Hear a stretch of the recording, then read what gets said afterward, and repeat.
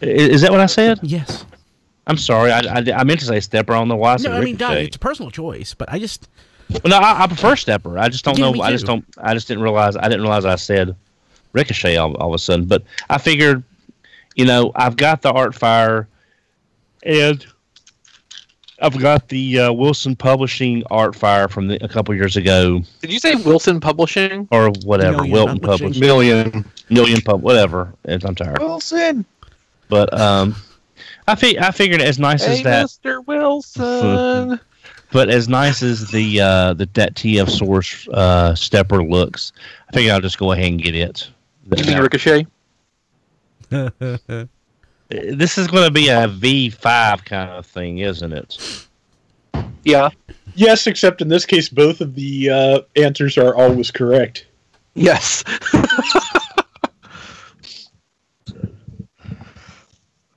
Yeah, I got something special today that I wasn't expecting because the tracking hadn't updated for 7.5 or 9 days. So that's the best. yeah, it's apparently according to the seller I got this item from, USPS, even though it delivers it, doesn't recognize the tracking numbers. So Interesting. once it's picked up, that's it. You don't get any more notifications as it goes through the system until it arrives. Weird. You get nothing.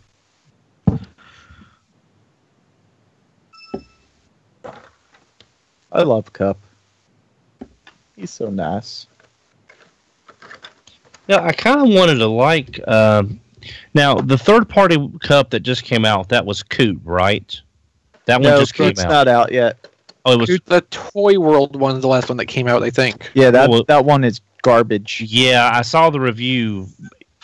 Which one? But was I mean, that? the truck mode. Look at that. Like they forgot paint. Like, we'll just let it go as an unpainted prototype. That's what it looks like. Maybe they just figured, well, the Hasbro Blur worked that way. We can do that too. Yeah. That one. I watched a review on that, and that's not bad. Oh, Matt, PL has a review up of Swindle and Brawl from the War Giant set. Ah. Okay. So Don't tell him that. Make him wait for mine. Are you getting them in? Oh yeah. I don't know when, but Oh. Yeah. Okay. So then, wait for a review. Okay. Point being, though, Don, did they look like they were any good? Yeah. Now I had to stop. I had to stop earlier and run out and do some errands, so I haven't finished the whole video. The Brawl looks a little. It looks fine. It's got some odd engineering designs. It's not just fold the tank back, fold down the head, swing up the arms. There's just some odd cantilevers inside the legs that are kind of weird. But I mean, it ends up looking good. And of course, getting into leg mode is just stand up, insert foot. But it does look pretty good. Frequently. Yeah. So I think I'll know what I'll be using my next eBay Buck certificate on, at least to help knock down the price of that first set anyway. when I get my eBay bucks, because I got about $35 from the last eBay bucks from selling and buying. So that'll help knock. That'll knock. They down actually give you eBay bucks for selling. On some special promotions, yes, you can get up to 8% eBay bucks. It's like, well, when I sold my 2010 AT-AT, I got like $60 in eBay bucks because of the promotion. Oh, so many people want to kill you for saying AT-AT right now, Don. AT-AT, AT-AT, whatever. I love the AT-AT. The AT is my favorite. What about the AT? Oh, that one's great too. Well, but I personally do not care at all, but some people are so uptight about that. I like it. I genuinely do. Well, by the time you say, look, it's the AT-AT, you'll be dead. Yeah. Yeah, I mean, AT-AT to me seems more realistic for how someone would actually speak that. Of course, they're not going to sneak up on you. If they do, that would be interesting. You raise a good point. It's like, they're on little tippy toes, tiptoeing through the snow. Like, sneak, sneak, sneak, sneak, sneak, sneak. Surprise! It doesn't work like that. Be very, very quiet. I'm hunting webbles.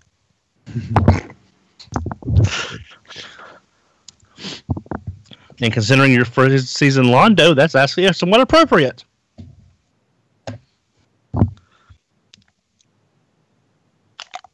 So, No, I still have far too much hair to be Londo. yeah. So tomorrow's the Now, last if day of you were to vacation. grow your sides out and flare them up a little bit, you could probably, do a passable Londo. Yeah. It's purple. Yeah, I'm not worthy. Yeah, I was born to the purple. No.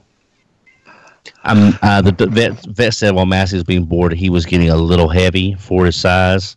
So I'm trying to cut back on his food, and he thinks I'm starving him to death. So Diecast, you're logged in as RFC. Can you change it to RFC reviews Oh, how did it do that? when you uploaded the video? Son of a... I'm sorry. I just saw. I'm like, oh crap! I've been commenting. Wait, I haven't typed anything. Oh my god, I'm crazy. Then I noticed that the sentences aren't capitalized. I'm like, oh, that would never be me. I'm still not going to rule out the you being crazy thing. I've known you long enough. Yeah, it's true. Just like you wouldn't rule out me being crazy, and neither would I. I'm catching up to the RFC YouTube page. So close. So I think that's why I keep a separate browser for the different YouTube accounts. Diecast could have put it So on that I eBay don't or sold it to a accidentally- store, or take the money for needy kids, but instead it's sad and crazy.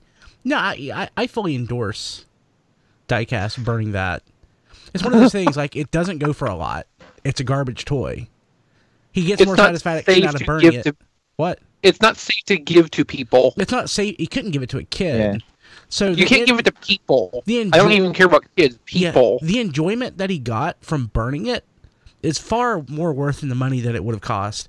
It's not wasteful at all. I don't understand that whole wasteful concept or the notion. Yeah, it's not, especially like now it cleared some space for some new toys. Yeah. And I don't feel comfortable selling it just because that mold had way too many problems. And what if somebody got it and they would give you negative feedback? Yeah. Or That's sue you. or sue you. You made the right decision. Yeah, I mean, Yeah, I don't am make it a not- habit to burn toys, so Yeah, don't I worry. in general do not endorse the practice of just like destroying a toy out of spite. There's been Except for two Blaze instances- Masters. Yes, there's 2 instances so far where I endorse that behavior. One was Blaze Master, because that toy is just the biggest piece of... And then there's Kronos, which, I mean, the sadness of its existence just needed to be brought to an end. Yeah. Yeah, I gotta say, I do not... I endorse that one fully. I saw the color photos of that X2 Toys Skyfire that I was all excited about. I'm not excited anymore. I was kind of questionable on that myself, just seeing the gray prototype in the display case from the TFCon pictures. Because even at that stage, that didn't really look... the one thing about that, though, is the weapons they designed for it. Those are actually interesting. I would like to see those as their own, like, separate thing. And it also kind of shows me X2 Toys probably should stick to, like, accessories and add-ons and maybe not full figures. Yeah. But, you know, personal opinion. Personal opinion that's completely spoiling one of the show note items. Oh, is it? It's down there. Wow. So Tony in the chat said that you could have given it to a kid. Oh God, no! You can get arrested for that. Like literally, you probably, if you tried to give that to a kid, you could probably get arrested. Like, not even joking. Well, yeah, if you tried to give the toy to a kid, you'd get arrested as a predator, and then once the child was injured on the toy, you'd be sued by the parents. Yeah. So it's actually you get hit twice on that. Yeah. And like I was saying in the chat, since it has not passed any safety tests or anything else, probably legally speaking, it's not even a toy. Yes, true. It's a collectible. I mean, most of the packaging that we get on third-party stuff says ages 16 plus. Mm-hmm. So,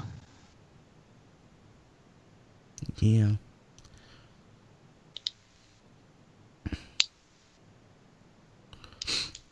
Let's see here. I feel like crap. Good. Con crud. Don, do you have con crud, or are you okay? I'm fine. As far He's as I just know, tired. as far as I know, I've never had con crud before. Well, the Friday night after we got through walking back when it was kind of chilly that night, I went back to the room, dosed up on coffee and cough drops that I had with me, and went to bed early. So, and plus the cough drops were zinc lozenges, so maybe that did some good. I don't know. I can't. Couldn't. Eventually, we're going to live in a world without zinc. I was expecting it because somebody totally sneezed all over me in the custom class Friday, so I was just waiting, but dodged that bullet. It looks like so. Well, you survived the BotCon 2016 con crud that hit everybody, so now you're invincible now. Yes. Hey, Chris, are you aware of any Hasbro thing going on tonight? Anton Lewis hit me up and said, "Are you going to the Hasbro event?" And I was like, I wasn't aware that there was. I haven't heard anything. I think there's like a panel supposed to be tomorrow, but I don't know about like a press event tonight. I haven't heard anything. Yeah, I'm like, I don't know nothing. That's right, New York Comic Con already. Starting tomorrow. It feels like it's a week earlier than it normally is. I think it is, actually.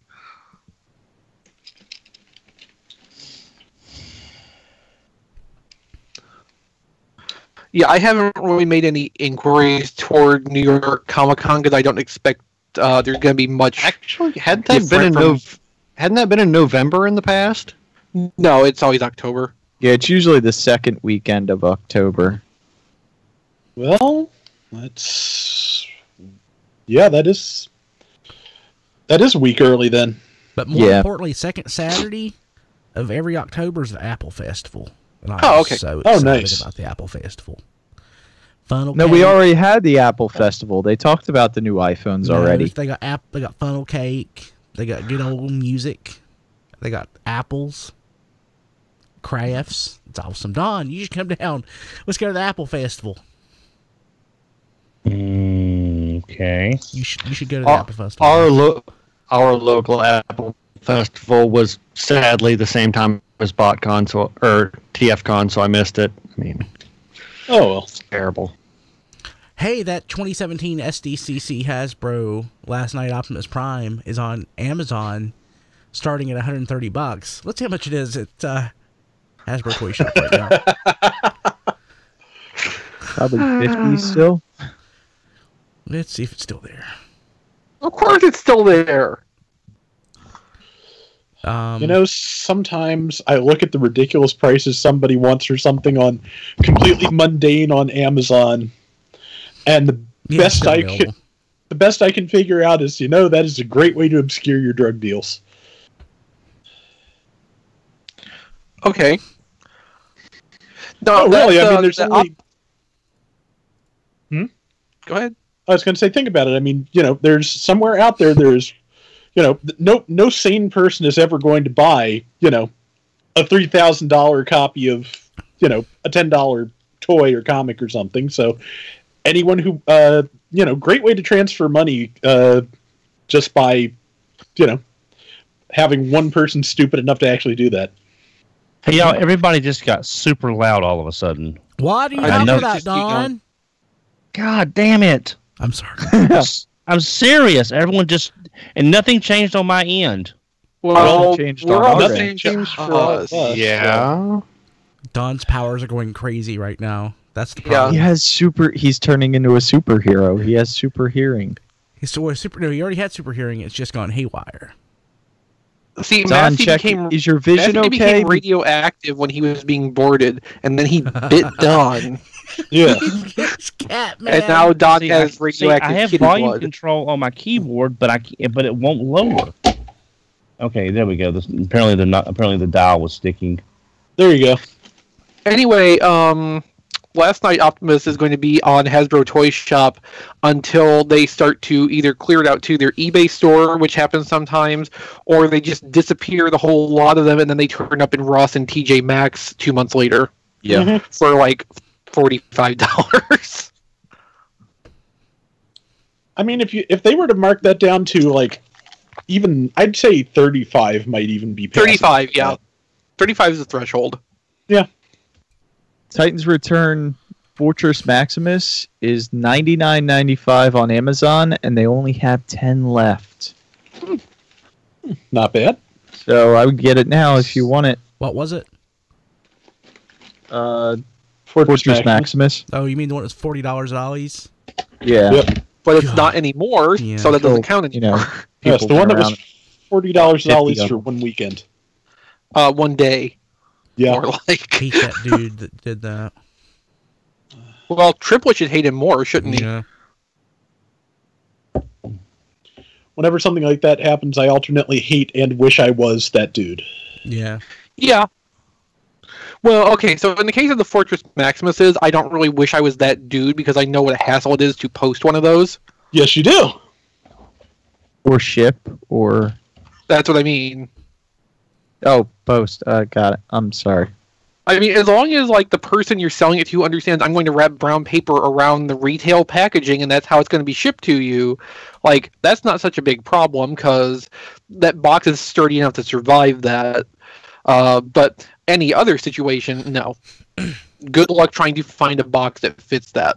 Yeah, Yes. shipping's going to be expensive even if you just wrap it in that box because that box is so big. Yeah, I mean, the size is actually more of an issue than the weight, that's true. Because I just Chris, shipped this is that General Vaughn SDCC exclusive, and that thing was like $20 to ship, like slow shipping.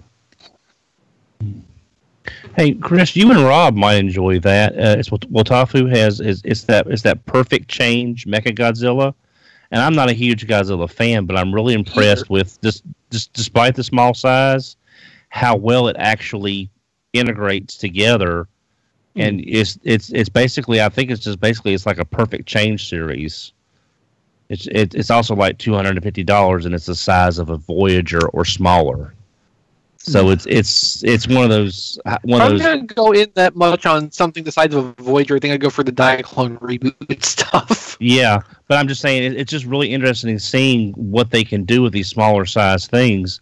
It's just the price is so prohibitive if you're not in. Because if my friend Fred had the money, because he's a huge Godzilla fan, he can just look at a Godzilla and know exactly what movie, what era, the whole thing, and it's like, to me, they're all about the same. The only Godzilla I can tell apart is the Hanna-Barbera one, and that's about it. What about the Sony Godzilla? That doesn't exist. What? That's the best one, Don. But My favorite. but it's just, I just figured you might enjoy at least seeing how the engineering works, because it's basically just everything has pegs that goes in the right spot. They have little fold down covers to cover the interior hydraulics. Kind of like the back of Galaxy Meteor has those panels that hides the hollowness of the legs. I think we'll go into it more during the show, but I just want to get this out there. I think I have a new favorite third party. Okay. Open and Play. Okay. Really? Yep. Because the Galvatron? Because it's cheap. Because they don't waste money on packaging. And because Or it's like a unique toy. engineering. Or unique Since they engineering. lifted half of that from the Titans Return Galvatron. But not more 100%. than half. But not more all than of half. it. But not all of More it. than half. No, because they stripped all the triple changing unnecessariness off of it. Unnecessariness. Okay. Yes, I'm making up words now. That's fine. Good job, West Virginia. I piddled with one of them, and while I really Piddled didn't with want one it, of them. Yeah. Are you sure about that? yeah, just piddle is just a colloquialism. Anyway, I would definitely buy that. I'm not sure it's a colloquialism that you think it is. No, piddled means what he says. That's what Yeah. piddled means. But He didn't say I he would- pederasted it. But I wouldn't buy. I would buy it over the Titans Return Galvatron. That's not saying much, I Yeah, know. wouldn't. But it's still a very nice little figure, but it's too we have small. now. It's too small to be a masterpiece. But I guess it could be a good, And too simple. maybe, But it's a decent looking figure. I was more tempted by the aerial bots, but then it's the aerial bots. So I mean, those $35 aerial bots look good, but I don't want more aerial bots because I don't think they had the centerpiece either. That's due out. That's due out, and I think the seller said in about 2 to 3 months because that's where all the parts come from to form Superion. You know, I think I actually didn't do a full walkthrough of the TFCon dealer room. I did trying to find Misfire and Twin Twist, and I had no luck at all. Well, if you went in there at opening time on Saturday morning, you couldn't make an entire walkthrough of the TFCon dealer room. So, what is that diecast? I can't tell. More It's heads. that Grimlock that you hang on the wall and it lights up. Ooh, So it's a Grimlight. Transformers It's a like Grimlight, yeah. It was Bright, $10 on bright, Target. bright. Bring on the Oh, magical wow. colored light. What's Yeah, Target? The bargain hunt here, I think, has had one of those for about that much. It's not bad. I mean, it's not to my interest, but I have the Thor hammer, and I really like that. So, is it also a wall light? yeah, I don't really understand how you would make Thor's hammer to be a wall fixture like that, but okay. Now, if it was a clock, that would mean every day, every hour would be hammer time. Oh, God. Don, stop. You need your signs again, Chris.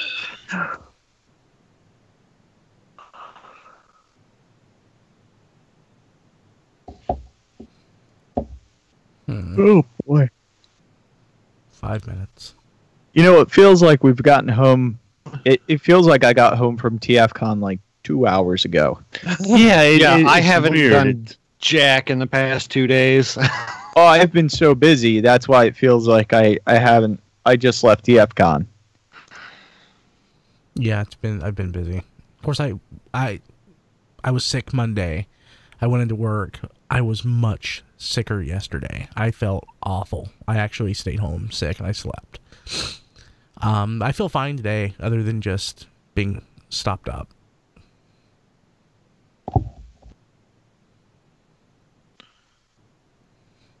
I mean, you can tell I've not shaved for a few days because I'm enjoying being on vacation. But I go back Friday, so I have to lop all this stuff off come Actually, Friday.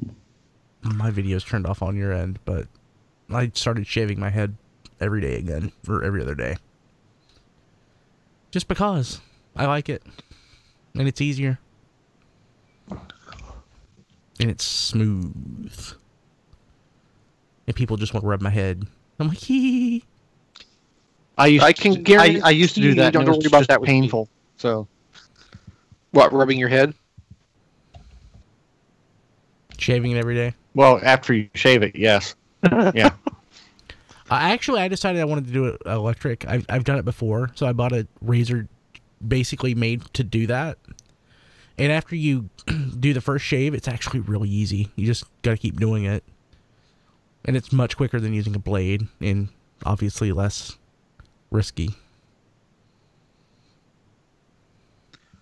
Oh, no, come on. Scalp lacerations bleed like hell, but they're not that bad. No, but you're less likely to cut yourself with a electric than you are with an actual blade. The secret's getting a rotary blade. Microfoil doesn't work well. 3 minutos. Oh, geez, already, yeah. Don's puns. At best, worst puns. Yeah. Don's joke shall make us all Thor. That's funny. So, someone saw that episode of Beetlejuice. I forgot because that Beetlejuice cartoon all of a sudden. Yeah, because he was trying to get superpowers, and he says, "Yea, verily, this helmet doth make my head Thor."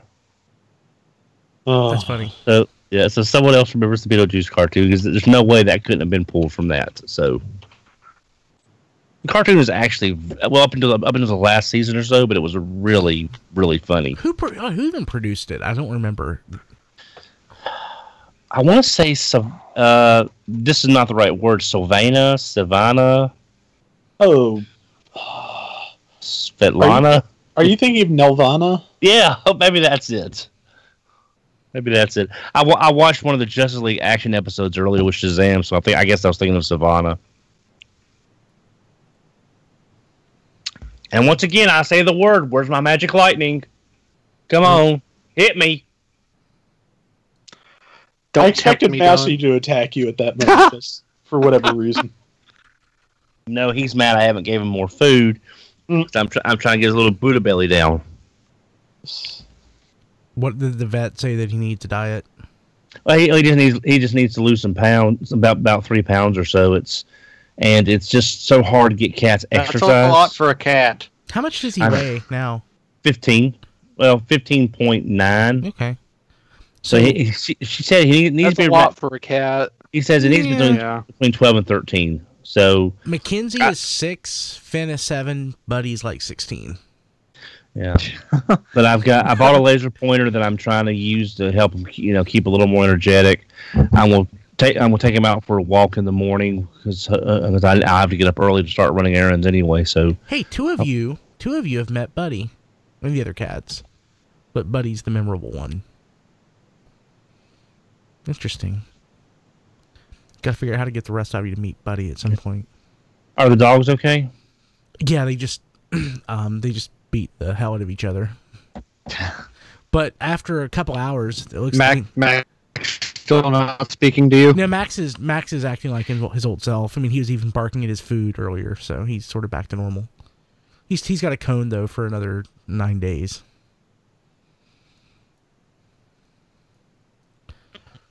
It's about showtime. Is John on? Did anybody see him? So where have people been getting that hot rod from? Because I still haven't been able to get it. I know he is not on. Okay. What hot rod? Last night. Walmart website? Yeah. It's in the show notes. I think it showed up at a couple other ones too. We'll talk about it. Not available though. Not like ready to order. Ah, okay. Paying attention has not been my thing lately, unfortunately. Me neither. Well, then that means it's a good time for a podcast. This week on Radio Free Cybertron. This is Radio Free Cybertron, episode 539, recorded October 4th. October! Oh. Arg. It's Halloween time. 4th, 2017. I'm Brian Kilby. That was Diecast. No, it wasn't. Yeah, it was. That was not Matt. Continues not to be Matt. Still not Matt. No, it most certainly was not. There you go. Hey, Chris, how's it going?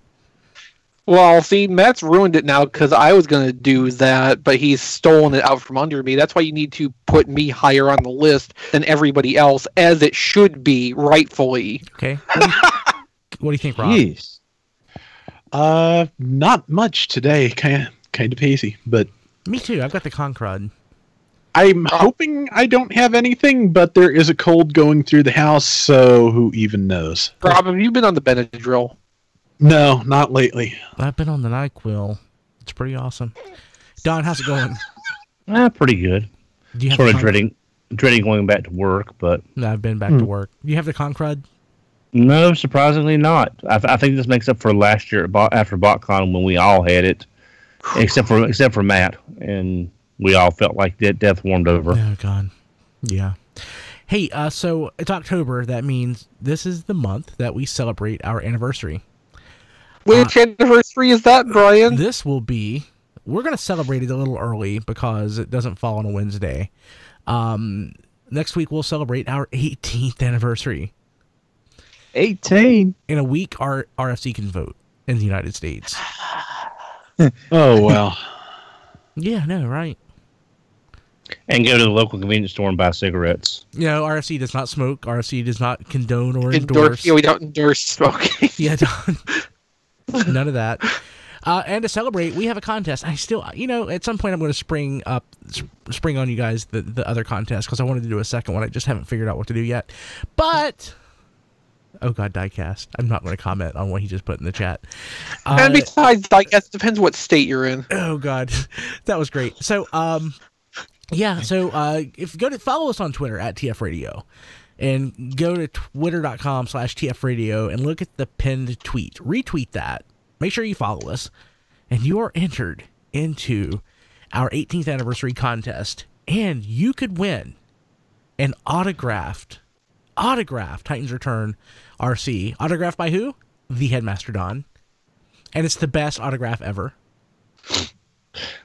It's actually my signature that I've used for a very long time at an old site, and I figured it's perfect for the packaging that for the characters inside. So it made my day, and it made me wish that I'd kept one for myself so you could sign it.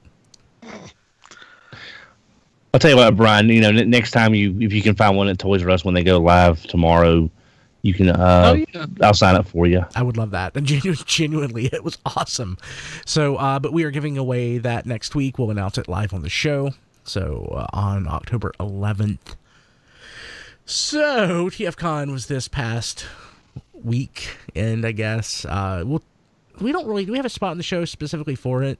No. Well, not TFCon in general, just kind of the result of one part of TFCon. Let's talk about that real quick then, before we get into the did anybody get anything section of the show. So it was a lot of fun. I go to conventions to hang out and see people, and it was a blast. I got to, for the first time ever, I got to meet my buddy Alex. A lot of people out there may remember him from nearly 20 years ago. On Alt Toys Transformers, Alex J33106. And I don't know why I would expect anybody to remember anything from Alt Toys Transformers 20 years ago, but some of you do. Because we do. And I love you, but for that. So, Alex, one of my dearest friends, loved the guy. We were super tight for a time. He was one of the founders of RFC, and I never met him in person, but I got to meet he and his brother Eddie. They were great. Had a lot of fun finally meeting Alex, which was fantastic. Was going to meet my buddy Chad, also from Alt Toys Transformers, Chad Young. People out there may actually be familiar with his website. He's on Twitter. It's horrormoviebarbecue.com, but that's his website. Longtime Transformers fan. Did not get to meet up with Chad, so it was kind of sad. But had a lot of fun. We were on the Transformers podcast panel. Got to hang out with these guys. Got to finally meet Jason Kirk. That was fun. What did you guys think? I got to meet and hang out with a lot of people. It was a really awesome show. We hung out with Blade Raider and his brother John a good bit over the weekend. That was fun. Jason Kirk, got to meet him for the first time in person, and hung out with him all weekend. Saw Dan Oprod several times over the weekend. Always great to hang out with him. Turbo Blue Streak. I only got to see him there once, but yeah, just all sorts of awesome people there, right? at the show. It was great. 30 was there, right? Yeah. Yeah. I'm losing track of who was there and who wasn't. So there were a lot of people there. So I got to meet a lot of people. Came up and introduced themselves, said they listened to the show. Always love when that happens. I went through the custom class on Friday, so I got to spend a lot of time with Counterpunch and Razorclaw from the Twin Cast and Robbie Musso. And they're all great guys. So had a great time. What about you, Don? Oh, again, seeing everybody. Seeing again, John and David stayed with me, which was nice to see them again. JT Hogg stayed with us. Great seeing him again. Seeing all of y'all, of course, and I'm going to thank everybody that came up and told me that they liked the show and that they were glad to meet me, because honestly, I really never thought I was that popular, or at least that even people even knew me that well, honestly. And everyone says, "Hey, you're Don from RFC," and oh, it's great to see you. And I watched the shows, and it's like, it made me feel really good that, we're making a difference in people's, in their free time, that they can enjoy listening to the shows. And that means a lot. It was really nice to say, "Hey, aren't you Massey's owner?" And not get recognized like that. But it was great seeing everybody. A lot of people shook my hand, said it was glad to meet me, glad to meet the RFC crew. Loved the show. So it was really nice to meet all the fans that we have out there. So that was just awesome. What about you, Diecast? What do you think? I thought it was a great show. definitely had a lot of fun, and lot of people. There are too many people to even mention that. I talked to, said hi to, they got a good amount of swag from the convention too, which was awesome. Yeah. So you missed Cards Against Humanity. That was a lot of fun. Yeah. Blade Raider. We played for like horrible. Oh my god. So offensive.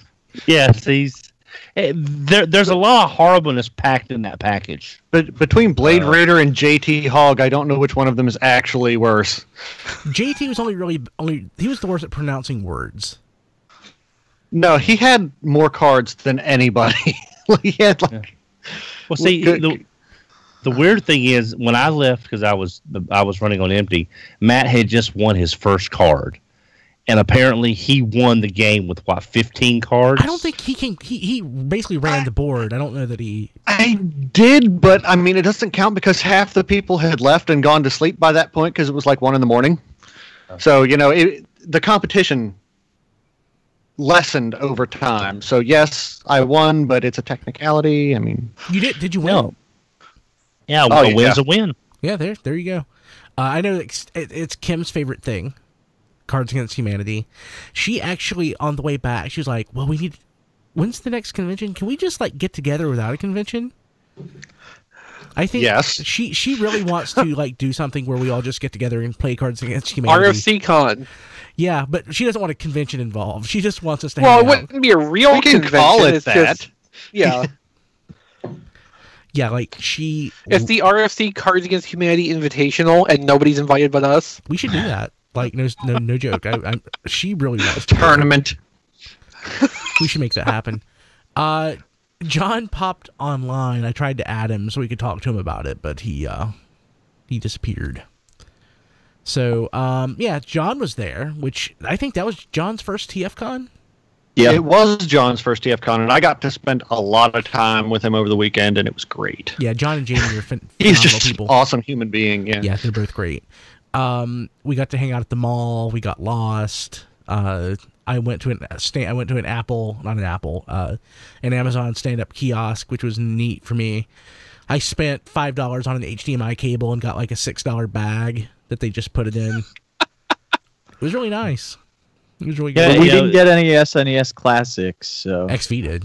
Yeah, and John and David did on the way up too. Now, when a mall has, beside the Build-A-Bear workshop, has a Steinway piano store, you're in a really upscale mall. Hey, John, go ahead. Sorry, the Victoria's Secret on the exit that we came in. What'd you think about that one, Don? Was like it was this huge. What did I think about what? Don thought the Victoria's Secret was really nice what he thought before he got kicked out of it. No, I'm just saying that was the entrance we came in, and it was like 3 stories with electronic billboards. It's just like the mall was too classy for me. I did go to the Disney store and saw some stuff that I wanted, but of course they had no Disney afternoon stuff, of course, because why would they? Why would they? Hey, John, what did you think about TFCon? That was your first one, right? Yeah, it was my first one. It was fine. It was fine. I'll go again because I have no other choice. So I will happily go to the one convention that represents anything close to what I'm used to for the last 17 years. Yeah, as much as I appreciate what Hasbro was doing with HasCon, again, it's more of a family. God, I want to say family so bad. Family.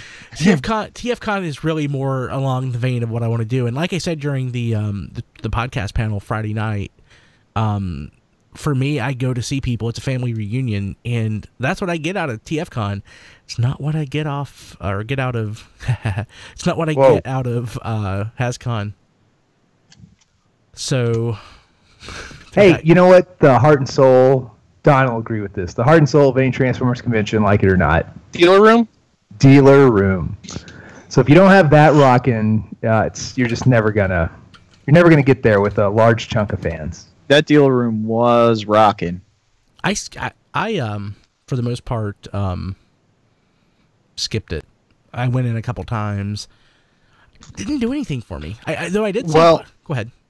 I would say it's probably for the best that you skipped it early Saturday, because from about 9 when it opened until about 11:30, you didn't want to try and get in the dealer room. You could not move. Like, the hotel was great. Everything in the surrounding area is magnificent. I mean, fantastic food.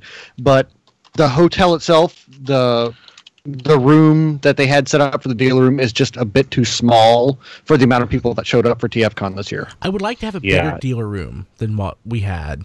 I feel like Charlotte had a bigger dealer room. I feel like Chicago had a bigger dealer room. And I know I don't think Charlotte or Chicago had the turnout that this TFCon did, though. Yeah, and honestly, I think Jolanta has a bigger dealer room, and it has 2 of them. Yeah, well, I mean, to be fair, Jolanta's dealer space was spread out across like 5 rooms and 6 hallways also, so... Yeah, I don't know that has a bigger dealer room. I think the room we were in was bigger. If they ever wanted to use that location again, I think they could. They need to take that empty room where there were some round tables set up and maybe make that like an artist alley. And then that'll make a little bit more room in the dealer room, and maybe do what they do at Chicago and put the stuff that's on display in a different area. Yeah, move the third party detolfs to the other room. Maybe not the artist alley, because they get a lot of they need the foot traffic to be as successful, because what they're selling is a lot lower cost per item than a lot of vendors. So they need the foot traffic of people to get to help boost their sales. But definitely the guests could probably be moved, though, because I mean the guests are going to have their own built-in foot traffic. You can put them literally anywhere you want at the show. Yeah, right. And so them and the third-party detolf displays could be in that other room. Are you saying the lounge, John? Is that what the room you're talking about? Yeah, the lounge, or maybe just whatever was available, and then just make sure that there's enough stuff around the door so everyone knows what's in there, and so the guests, the artists, don't feel like they've been relegated to a secondary status when it's just trying to be a little more creative on the space. That's all. Cool. I had a lot of fun. I would go back to Washington. Easy drive. God, it was an easy drive. The only thing is that's really not that's a good area for vacation, but that's not an area you want to live in on a regular basis and try to eat out, because all the places were really nice, but it was definitely more of we're on vacation, let's try something new, and not let's go here for our regular nightly dinner or something. I don't just because what you mean. It was a little more upscale than what I. It was expensive. I didn't think it was that expensive. I thought there was plenty of options around it that were. It was fine. It's just if you're on a budget, that's not some place you can eat it. You're not going to be able to eat out as much if you're there on a budget. Yeah, I figure because there wasn't. I figure if you're going to live there, you can afford to eat out there for the most part. Boy. That's true. For sure. Yeah, because it wasn't like the Mongolian barbecue or whatever we went to at Jacksonville expensive. So we looked up some housing, and for a mere $250,000, a home that had about 850 square feet could be yours in that neighborhood. Yeah, and what's weird is one of the guy that was with us, John, that was helping us with the area. I don't remember his name. Bill. He said this was the more reasonable area. The really expensive stuff was a couple of miles away. Yeah, probably closer to that mall. Yeah.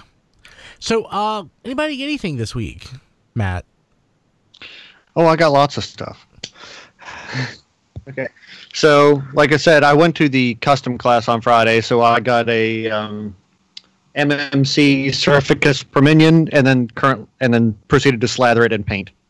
So, really nice figure. I didn't transform it because we took it straight out of the box and disassembled it to paint. But it's really nice. I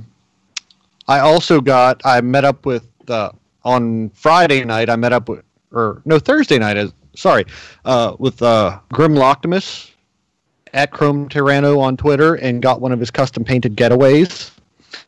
He is a much better customizer than I am, by the way. It's fantastic. Looks much, much better than the stock Hasbro version. Matt, before you go on to the next thing, John is asking in the chat how many hours it took you to paint.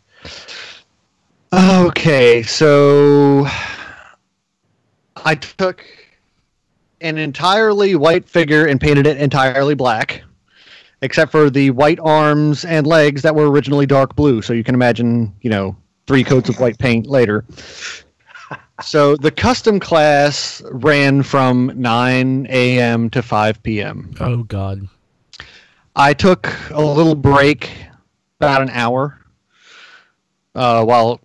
because after you get everything painted, it suggested, to leave everything dry for an hour before you reassemble it. But yeah, I was in there for almost the entirety of that time. It was not a quick job, but it was fun. So I went by Captured Prey, and Orson hooked me up with some more. Yeah, I was there when that happened. Did we lose Matt? We just lost Matt. Oh. Man, TFCon was just too much for his. Yeah. Well, at least he got internet. the Sharkticons out before he died. Yeah. and, As it should be. and his house was hit by a meteor. Titans Return Sharkticons, so I'm up to 30 now. Just in case Alright. I anybody was- wonder how much lag there's Yeah, going to be. Yeah, he's trying to catch up to Rick and his army of sweeps. It's choking on all those Sharkticons. Yeah. Not enough bandwidth. Am I back? You're back. Yes. Okay. I say I could hear you guys. I didn't drop out. I don't know what that was. But.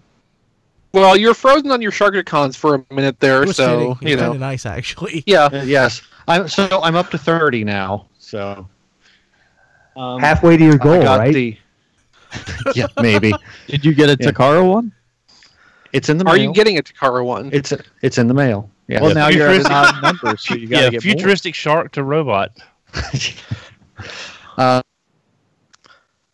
there he went again. No. He went to Target just now to look for more. I don't Realize I you got it the out. open and play Galvatron. Me too. I like He'll be it. back in a second. Yeah. Everybody got that thing. Just about. Yeah, once the bill broke the ice, everybody was like running for the hills.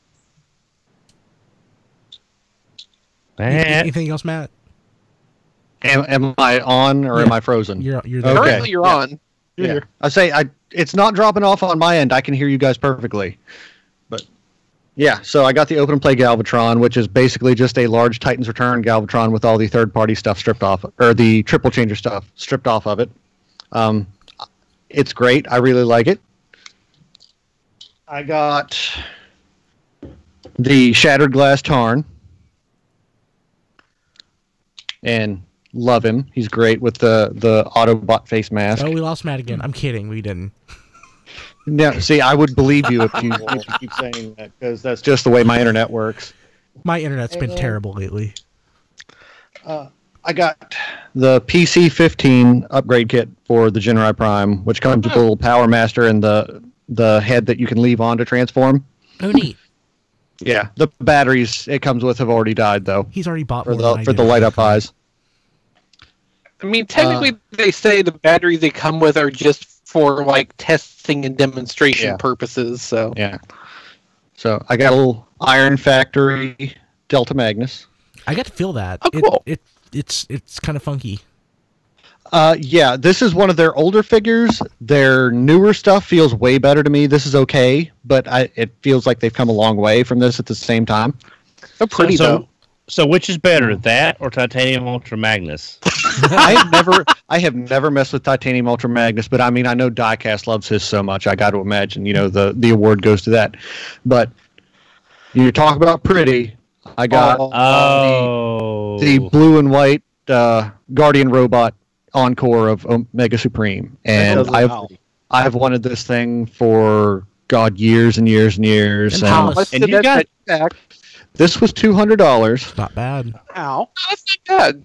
Yeah, totally worth it. Just fantastic. I am so happy with it. Yeah, it's. And I've always wanted that myself. It's a beautiful piece.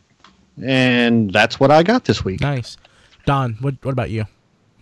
Okay, starting off with thanks again to JT Hogg.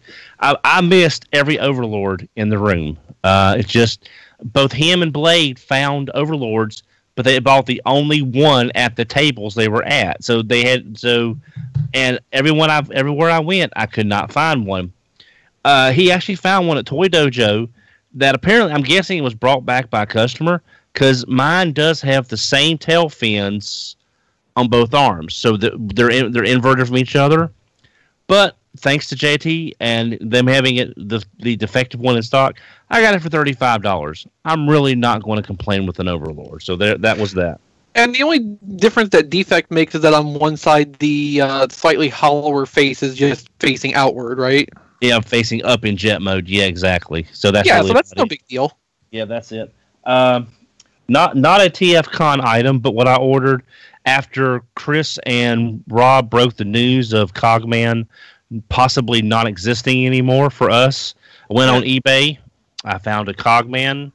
I got it for $35 shipped. So now I don't have to worry about it. Don, I could have got you one for that shipped.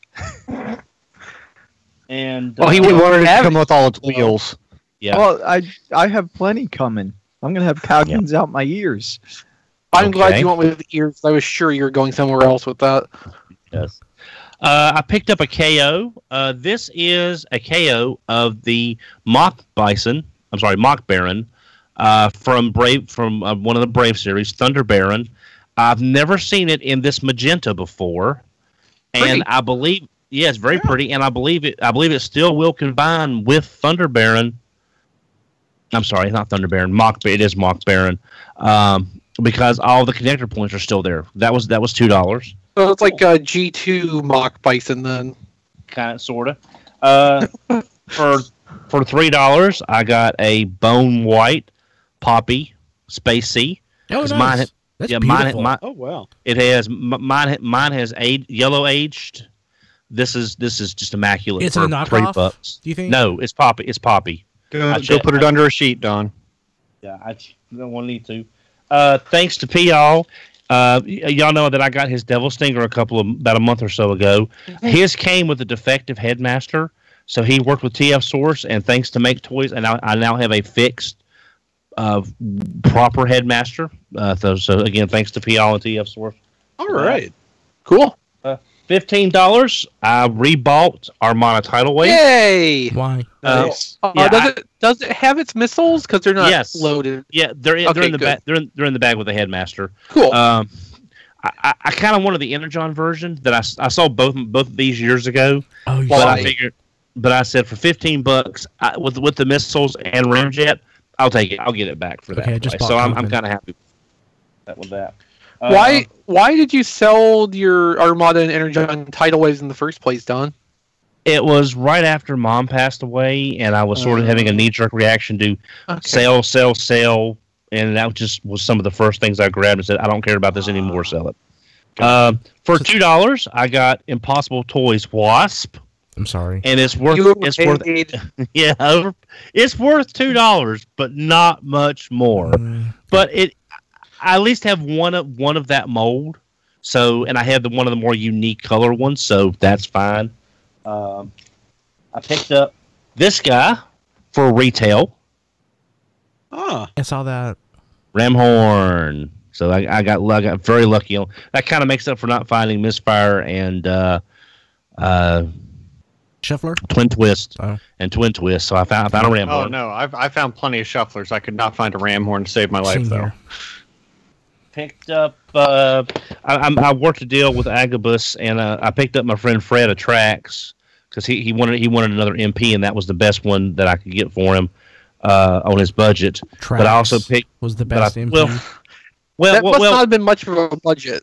Did he also ask you to try to get him a Cloud Rodimus for retail? No. I'm saying with the list of what he was missing, everything else was like 90 and above, and Trax. Yeah, so he has the Bumblebee. I would have just bought the Bumblebee. Yep. So I got Eagle Did Robo. he have Road Rage, or was that too expensive too? He's already got Road Rage. Yeah. Loud pedal's all you need, really. Yeah. That would be more expensive though. Yeah. Really? The cheapest one I saw. Yeah, the lowest one I ever saw was 90 at the show. Yeah. Eagle Robo or Leader 1, and Mixer Robo or Blockhead. They didn't have Snoop. I was hoping to get a Snoop, but she sold out first, obviously.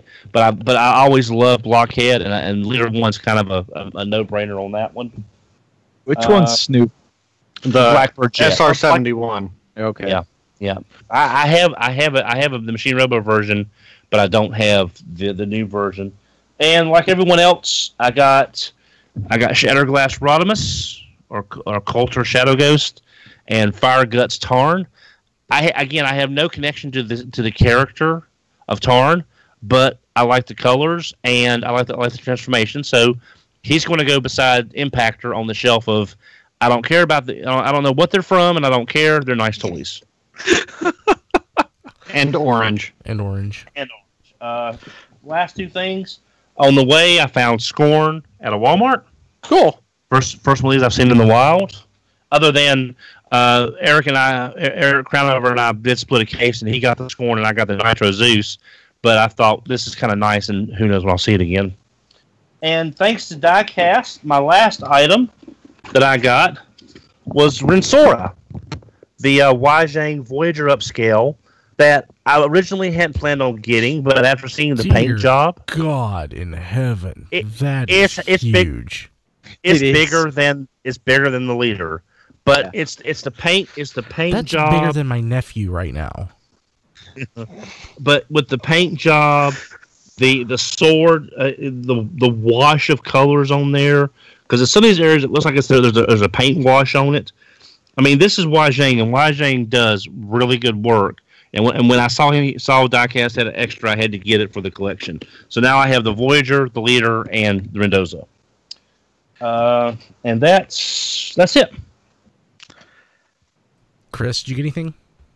No, all my stuff is going to start coming tomorrow, conveniently enough. Diecast. Oh yeah. Oh yeah. Oh yeah. I got Tarngerine, or RFC Tarn, as I like to call him. Yeah, no, Tangerine kind of works. It does. I'll give him that. And I love it. I love him. And I just wish he had more of a real face under the Autobot face instead of like a Shockwave face. Well, he's got the face he's supposed to have. Let's put it that way. Yeah. Okay. Yeah.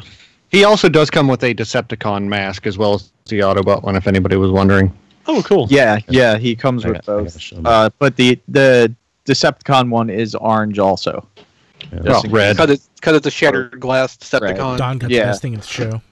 Yeah, I mean, look how bone white that is. That's I mean, that is just gorgeous. Sorry, Diecast, go ahead. And then I also got this I did not even know was out. I mean, there's so many upgrade kits nowadays, but this is the upgrade kit for Defensor, the Combiner Wars Defensor, and it has a ton of pieces. It's Transform Dreamwave, and it's TCW is Transform Dream. Yeah, I'm not sure why it's called TCW, but their name's Transform Dream World. Well, CW for Combiner Wars, obviously. Yeah. So, but I'm looking. I didn't get a chance to put it on yet, but I'm looking forward to it because they have 2 kits out so far, and in the display case, they also had a kit for Computron and a kit for Superion, and they looked really nice. So, hopefully, it's not a pain to put these on, and I'm gonna get all 4. I'm gonna have really nice looking Hasbro Combiner Wars figures just with some add-on kits. So, and I'm okay with that. What was the price point on that? They run about $40. Okay, so comparable to the Perfect Effect upgrades. Yeah, but this has a little bit more than the Perfect Effects upgrade kit, I think. So, I also got Cross Dimensions Megatron, which is their Rider Deceptron. Yeah, the reason I got this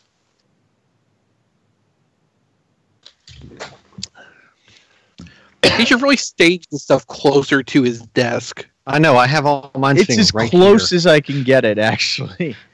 I got the Striker Manus. Striker Manus, the Optimus Prime, as well as Jason Kirk and I. We bought these at the same time. It was the only place that actually had them, and we both wanted this color and not the Striker Noir, which does have extra weapons, and a lot of people enjoy that. But I wanted the Optimus Prime color as well as Jason Kirk.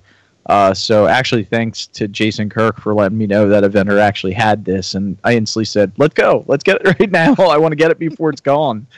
And in the third-party panel, they talked about the cross dimensions. There's like a Jetfire one coming out, which I'm like, okay, now if I know they're continuing the line, that's why I got the Rioter Despotron, because I was like, that, it's not just. I was just going to do the Optimus Prime, but now if there's, another one coming out that I want, I kind of want to keep going with the line.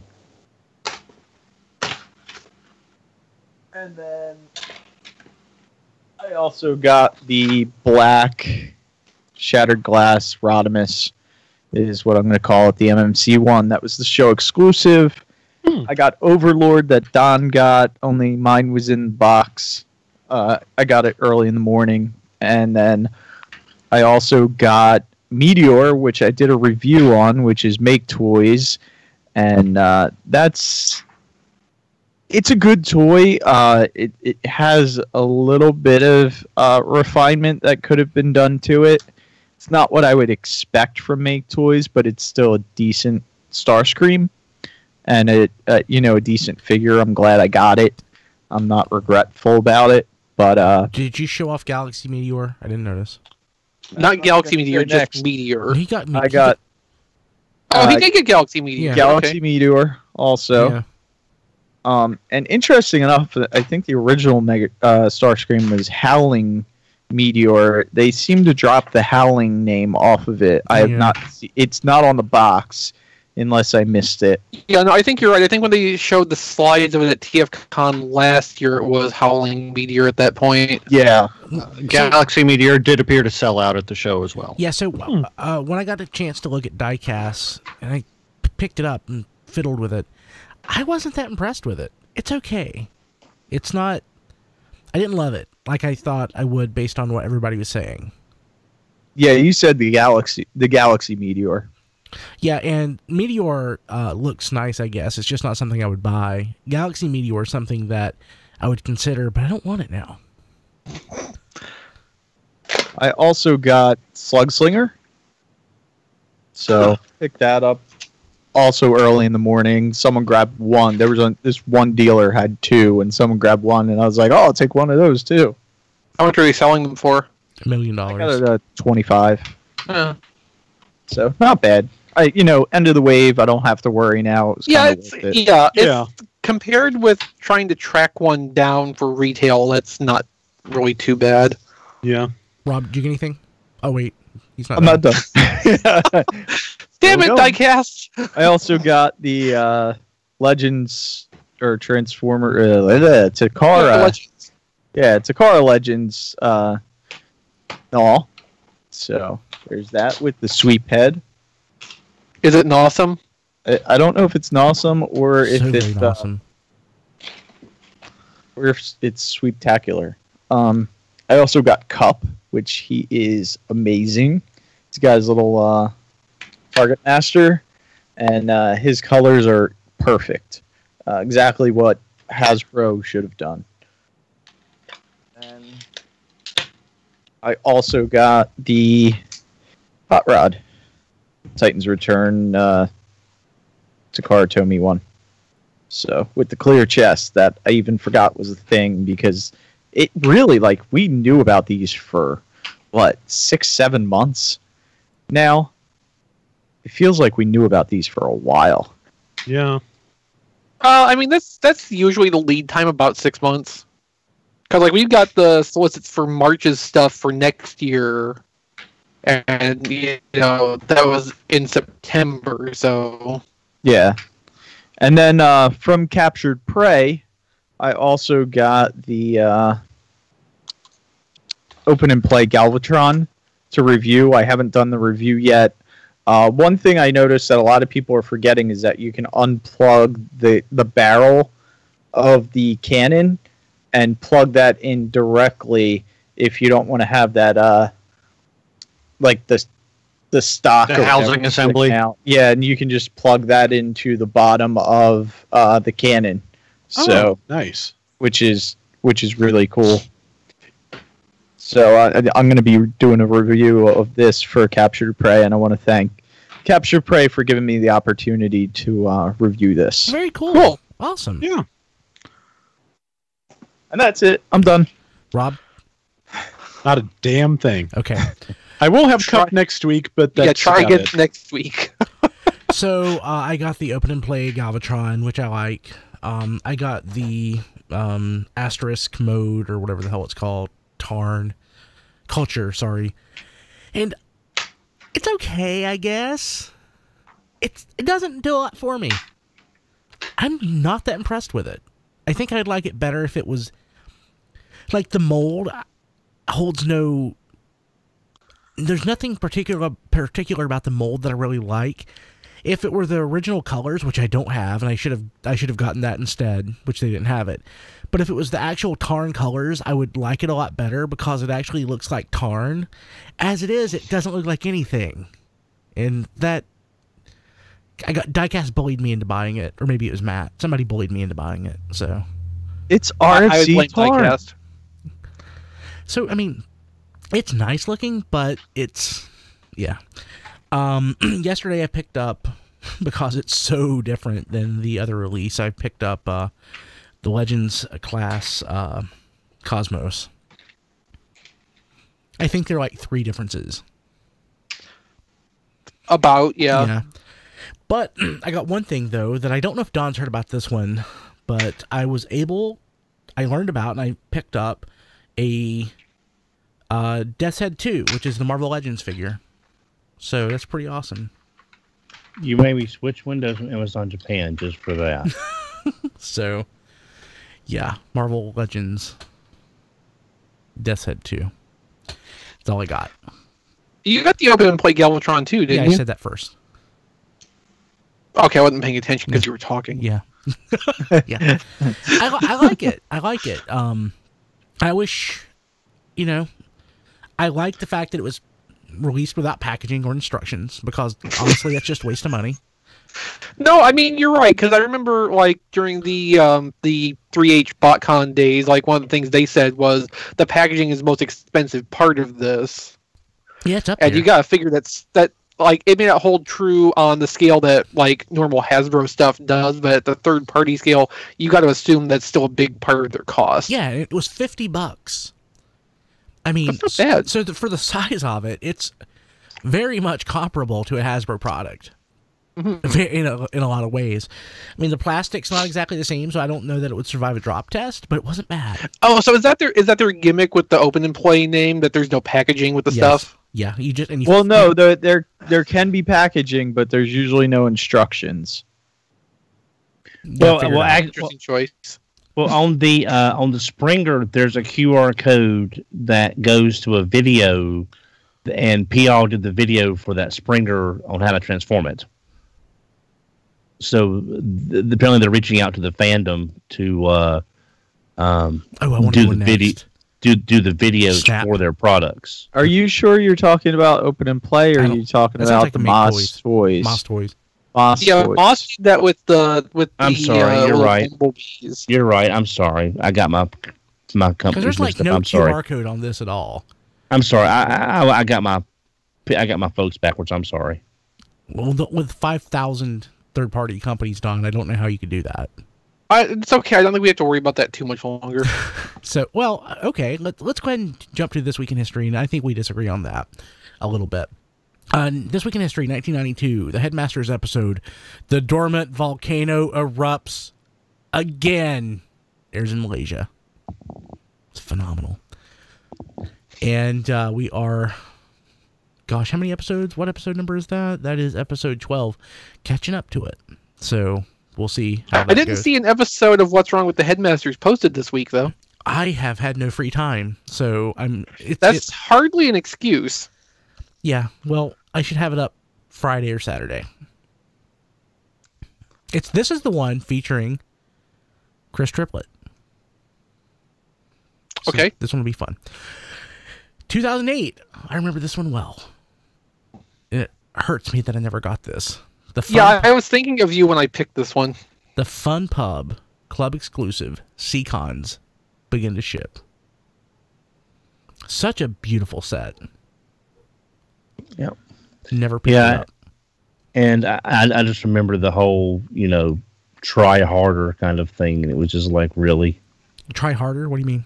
Yeah, it was right about that time, right before it was released.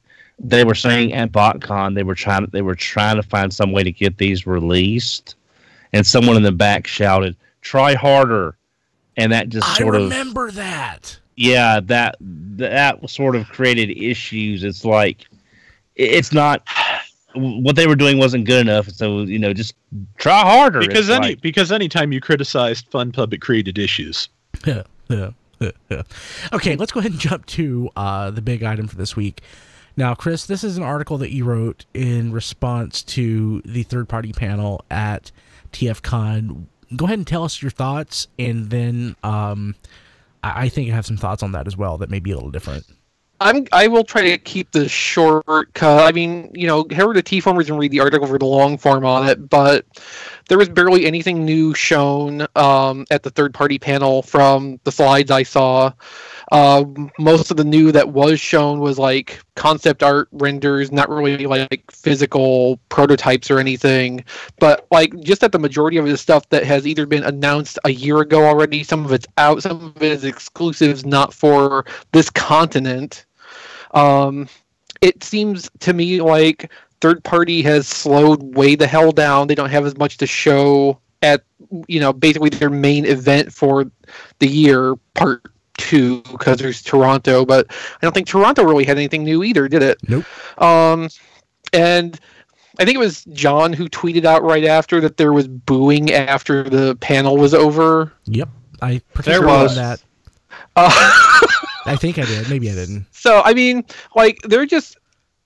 To me, this looked like the worst TFCon third-party panel I can ever remember seeing.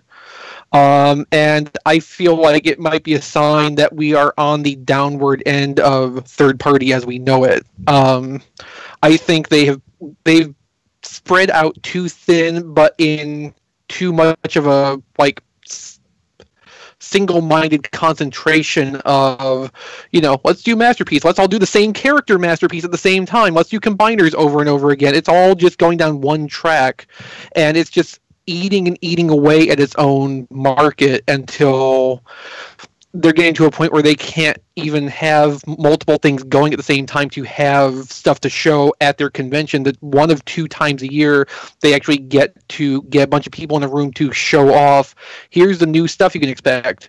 Okay, where is it? So I called the article Unlicensed Third Party, The Death Spiral. That's my opinion personally on that. You can find it on T-Formers. Go definitely check that out for my full-length thoughts, which are probably more well-constructed than me trying to recite it off the top of my head. So I think basically a couple things. I don't think third party's dying. I think it's correcting course. I think the bubble kind of burst. Yeah.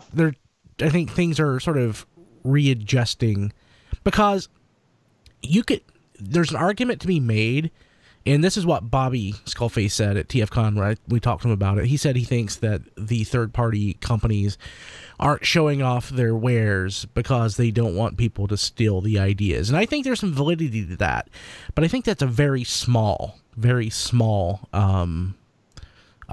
factor in this.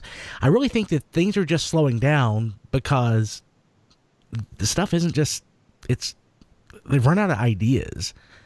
Most everything that can be done has been done. I don't think that it's a death spiral. I just think that it's the market's readjusting. It's kind of like, I don't know, TV. Back in the day, there were 3 TV channels, basically. And you could have like a 50% market share pretty easily because there was nothing else out there. But now you have all these people making stuff. You can't necessarily sell enough of it to do that much, to do that well. So you have to kind of reapproach you have to re-level your expectations on what your return's going to be, what you can make, what you can do. I think they're slowing down. I think some of them are probably going out of business, but I don't think the market itself is in a death spiral necessarily. I think it's in a just a readjustment period. Diecast, what do you think? I kind of think it might be a little bit of everything that we're seeing. We did see some new Make Toys Cross Dimension stuff, which I talked about in the third-party panel, or at least it was new. I thought it was new, but I think that's kind of hard to copy, because it's their own sort of design aesthetic on that. I think a lot of things, like even MMC with their Cosmos, that looks almost done, and we only learned about that a short time ago. True. Fans Project, we haven't seen anything.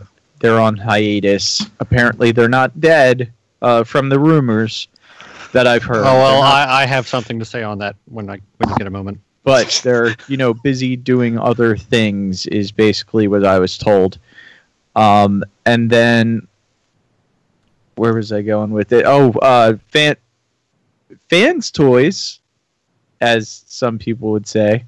Fans Toys has shown so much, and they have so much that still needs to come out, that it's kind of like they can't show off anything else, because they've got like 5 or 6 things that still need to come out. And I think they're a company that kind of needs to slow down with their reveals, because they need to get product out first.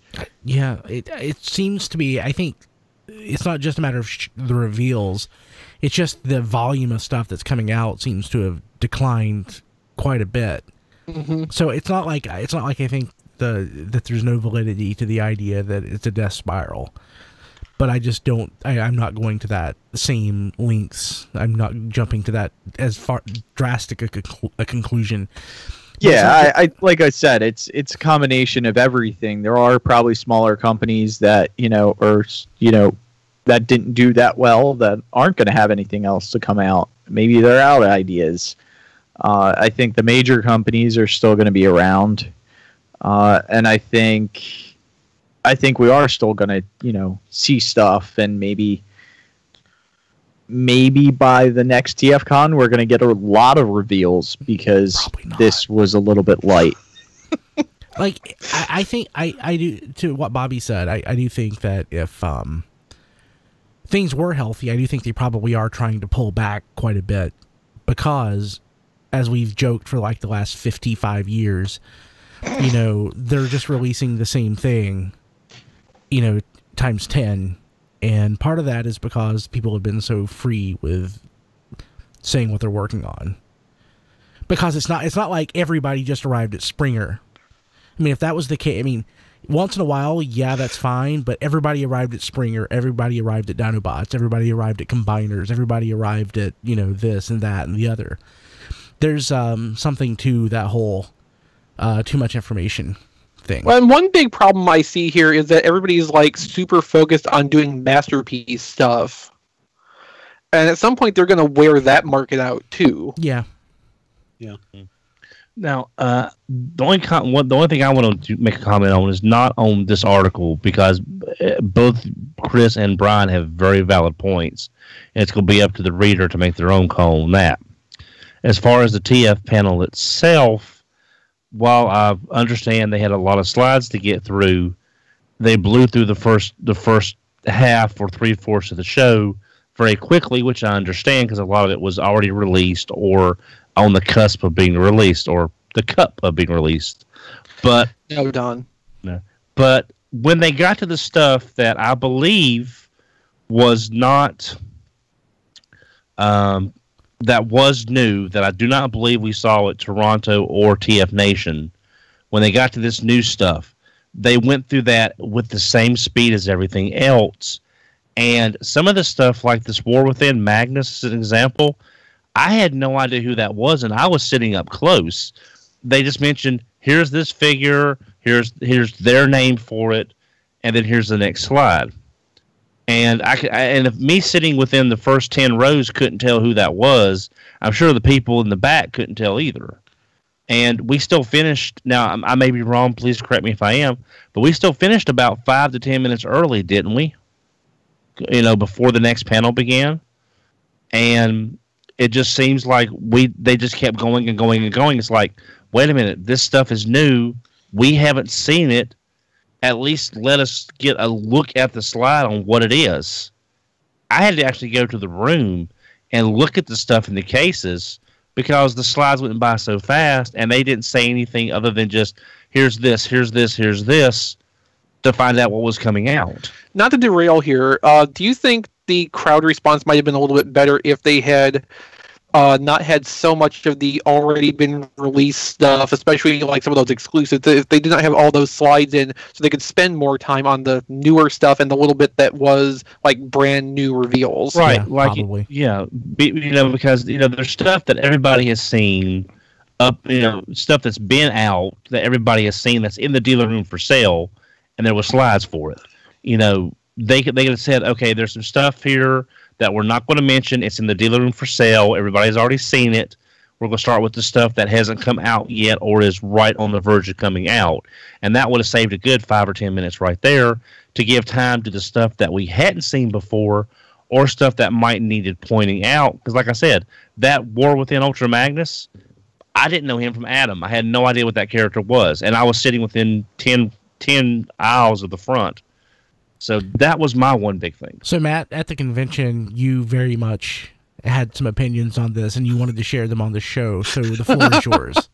I was not happy with the third-party panel at all. I was actually swearing audibly as I left the room, and the convention organizer heard me. He didn't say anything, because, nice guy. Colin? Yeah. I really like Colin. I really like Colin, He's a great guy. But there was audible booing after the panel, but I'm not so sure it was as the quality of stuff that we had shown, but the fact that so much of it we had seen before, so little of it was new, and I think people were just a little upset that they weren't showing us more. It's not the most slides by far that they've ever had to show us within this hour-long period, but there were still... At one point, this was 4. Yes, this was 400. Now, when you throw in all the stuff that we've already seen, that we already know about, I mean, you're taking away time from stuff that you could talk up a little bit more to get people excited in upcoming product. Also, at the same time, when you're talking about so much stuff, you're getting absolutely no information out. None at all. I mean, there was no energy in this presentation at all. I was literally falling asleep in the crowd. I'll be honest with you. Go ahead. Sorry. Lost my train of thought there for a moment. So let me just say this while you get that back. In the showmanship part, if this were me, I would be dreading it, knowing that I had 400 slides to go through. Yeah, that seems kind of like a problem, doesn't it? Yeah, like I can't blame them for not having enthusiasm, because I would just be dreading it so bad. But at the how can you build up enthusiasm when you have so much stuff to remember and talk about? Yeah, so at the same time, should there not be a responsibility on the presenter to be like, okay, we're going to curate this down a little bit to actually focus on the newer stuff. We will get as much of the existing stuff here that you want to highlight as possible, but we want to definitely prioritize the newer stuff. So let's get as much of that in as possible. But there was so little new stuff. It'd be like 5 slides. That they over padded it with pre-existing stuff. I mean, some of the stuff's already out. Yeah. Where I was headed before, Diecast had mentioned Fans Project. There were slides of a project for some Euro figures, some early G2 figures and stuff like that, Turbo Masters and such, I believe. I saw the Rapido. We originally saw these same slides 2 years ago at Charlotte in 2015. Wow. And it was Fans Project at that point. It has since been dropped by Fans Project and picked up by Moss Toys. Interesting. Yeah. So, yeah, I'm not expecting to hear a whole lot out of Fans Project. I did hear several complaints about Fans Project, not even during the third-party panel. I'm talking about through the weekend. And it all seemed to be about the same thing that's bothering me is the Lost Exo-Realm figures. They're Dinobots. Is the Grimlock's female concubine Dinobots, the Velociraptor and the Pachycephalosaurus, and no word on a Snarl to complete the original 5. I heard several people complaining about that. So, I believe John DeLuna had some things to say as well. Oh, I do. I've got a couple points. One, like the bigger thing is, like just speaking just real fast about third party in general, I do think like we're at a breaking point where if you're not strategic, you're going to go out of business. So like you can't, for better or worse, like the fun time of third party is over. Like people can't, unless you've got real strong cash flow from like blue chip projects that you know are going to sell really well, it's just over doing like pet projects. You can't do stuff that you personally like or the design team wants to do if you want to continue to survive as a business. Like there's just too much cannibalization going on, too much overlapping projects. That's kind of why I was surprised at the kind of the weird spotty presentation that Mastermind Creations had over the weekend of the DJD stuff, because they showed the pet, but they didn't mention just even a hint of finishing out like the core 5 members of the team. Why would you finish anything? We just lost him. And we lost John. In the meantime, though, it's kind of ironic that like the third parties are, probably discovering, why it is Hasbro does what they do in focusing on, the same group of core characters. Well, that's kind of what you do to keep selling stuff. You go with the popular things. Mm-hmm. Go ahead, John. I'm back. I probably fried my microphone with my my intense internal emotions. Anyway, yeah, like XB was saying to thanks for picking up my point. Yeah, you got to like run this as a business now, because we're at a breaking point for a lot of these companies. Like you got to string people along, you got to keep them hyped up, which brings me to the third party panel itself. So yeah, it's here's the deal. Across like the years of Transformers conventions, we have had voice actor panels out the wazoo. Many people have attended those and heard the same stories 10 times. But the presenters and the voice actors don't drag themselves into the room and just kind of feign energy and just put it out there that, oh God, we're doing this for the 10th time. We're going to stop acting like we're having fun. No, that's part of the job, is to present with energy and passion. That's the job. Like, are you there to hype up stuff or are you not? And if it's impossible to hype up stuff as is, then yeah, you got to cut slides. You got to rejigger the presentation. You got to do something, because like, is this a hype show or is this not a hype show?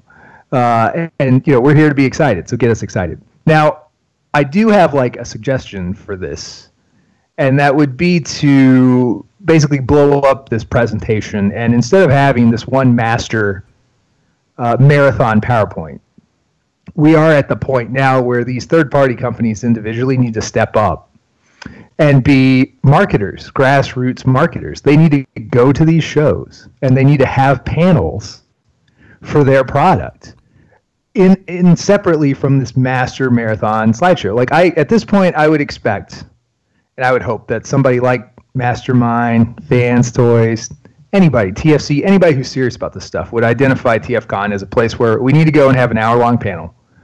And we need to show our stuff, because nobody's going to get more excited than us about our stuff.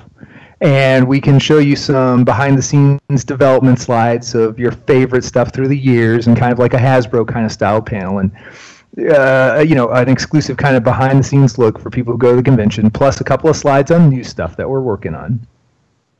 And you get people hyped up grassroots style at conventions. That would free up, if 2 or 3 companies did that, that would free up that kind of like master third-party panel so much, and they wouldn't feel like this kind of pressure, which may be fair, may be unfair, to be both like hype men for stuff, and then also trying to be fair to all the different third-party companies that are in that presentation and not make one shine and throw dirt on another or like prioritize one. There's probably kind of like some politics behind that, right? No matter who they are.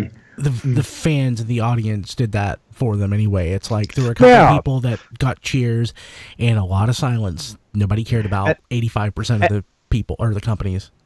Yeah, and it's to some degree because that is like the one time, the 60, 90 minutes during the entire weekend where they're kind of showcasing this stuff. They kind of have to play all sides. Like they're kind of like referees.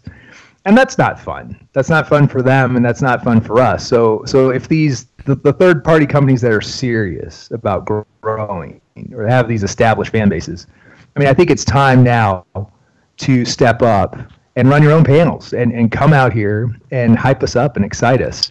I got a question for you, John. Yeah. Do I? Just a quick question. I mean, we've known, Sure. We've heard of some, third-party people in the past who wanted to keep their, actual identities anonymous as they did this work just because of the, of the nature of what third-party is and how it operates. Do you think that the nature of the beast might kind of get in the way of coming to the U.S. and marketing these things? Do you think that could be, a stumbling block that there's just no way around for some of these companies doing the kind of business they are right now? I think at this point you have to get ambassadors. Like if you don't want to come and do it yourself, then you get brand ambassadors, you get company ambassadors, you get people, you get super fans, recruit them, whatever. But you build. A lot of these companies already work with YouTubers who are used to doing presentation in some format. You could easily get 3 or 4 of them, like for the like major third-party companies, even experimentally, like set up the third-party panel itself where, some of the smaller companies are represented in the master PowerPoint, but then you also have somebody get to come up there for like 5 minutes and talk about this company's doing this stuff. You have your plotted out blocks where each individual specific presenter gets to come and do their job and kind of change the energy up a little bit. I'm sure Diecast would be happy to do a fans hobby panel. So some of the third-party folks, though, are already there. They'll be sitting at the table of a retailer that they work with. We'll take this back and we'll think about that for a future toy. Yeah, absolutely. So it's not like they're not there. Fair enough. Yeah, I mean, I know, or I've heard Keith from KFC goes to these conventions. I wouldn't know him if I bumped into him. I would not know who he is, but I've heard that he does go to these and look around and listen to fans. And I did talk to one. I'm not sure if he wants to be mentioned, so I'll leave that out. But yeah, I did happen to talk to somebody who is involved in a third party and asking about what projects people want to see, what they're tired of seeing, so on and so forth. I was hoping to finally meet the team behind Master Shooter, and I didn't. I did get a text message though from somebody associated with Master Shooter, but for whatever reason I was not able to actually get in contact with them this weekend, and it just broke my heart. Well, so Brian, mysterious. that many people working tirelessly to create such product, not all of them could be there, of course. It's true. But going back to the main point, even if there are representatives from the companies themselves there, it's a good point. You probably wouldn't know most of them to see them, so it would still kind of serve them to have their brand ambassadors, basically the known faces in the fandom, to also be there alongside them to do a lot of the presenting and kind of give that familiar face to it. Yep. So that was basically my takeaway. That if I made any business suggestion broadly to these companies, it may be like, look at your release schedule for 2018. And if there's 15 toys on it, ask yourself, would it maybe make more sense if I released 10 or 12 and took that development money for 3 or 5 of them and put it into marketing? Put it into selling the 10 that I'm going to roll out with and getting people to hype stuff up at shows and just get a little bit more serious. I think we might be at we're going to be at that point, I think, pretty soon, where marketing and influencing and kind of tooting your own horn, that's kind of where we're at. And by the way, at the TFCon wrap-up, I know, Don, you had mentioned very respectfully to the TFCon guys that Sunday's schedule was pretty light, and it was. If you weren't going to see Aaron Archer on Sunday, there was effectively nothing to do on Sunday other than go around the dealer room. So splitting up the third-party presentation and giving these individual companies time to shine or speak directly to just their fans, that also makes the weekend beefier as far as scheduling things to do. So it's a win-win-win, I think, for everybody. Did he mention how popular the Dononomics panel was at Jolanta? You should have. So that'll do it for Radio Free Cybertron. Oh wait, you mean we got a whole list of official news to do now? News left to do. Okay, so I will power through this. I'll mention the stuff that's the most important and the most relevant. So we are getting some more Takara Tomy toys. Of course, obviously, we're going to get a Sea Spray and a Twin Twist and a Top Spin. But let me tell you about this Godfire Convoy I got. So They died. Yes. So they are reissuing Godfire Convoy. Sounds like a set for 30,000 yen, which that's about $270. Yeah, which is about 3 times the original combined cost of Superfire Convoy and God Magnus. Which Yes, Matt. I happened to see the original Car Robots versions of both those figures for $70 a piece this weekend. Yeah, that sounds about right, actually. Loose or Yeah, boxed, mint and sealed box. Okay. The theory is that the set may come with the Master Sword? Brave Maximus sword. The Master Sword. Yeah. that would be nice. So that would lend a little bit of value Master to Sword's it. usually But the- probably, And that would be worth the other $140. Are there any kind of like deco or molding changes they could make for animation accuracy that would make this worthwhile? No, because Car Robots was already pretty much as toyetic as you can get in a practical sense. About the only thing they could really do to make this set worth that money. Wait, Don. I have a really good one I want to suggest before that. The one thing they can do to make them more accurate is to put crappier looking Autobot symbols on them. Because those looked awful in that cartoon. Sometimes someday I would like toy hacks to make a set of like hand drawn Autobot symbols so they look more like the animation. Oh, that'd be great. I think they might have done something like that as a one-off thing for G1 symbols once upon a time. Yeah, I'm pretty sure they have them. Okay. Don, what are you saying? The only thing they could really do, unless they gave it like a really super premium paint job, which I don't think you could really make that toy look any better by extra paint, because it's a lot of raised surfaces, but there's not a lot of places you could really add highlights to.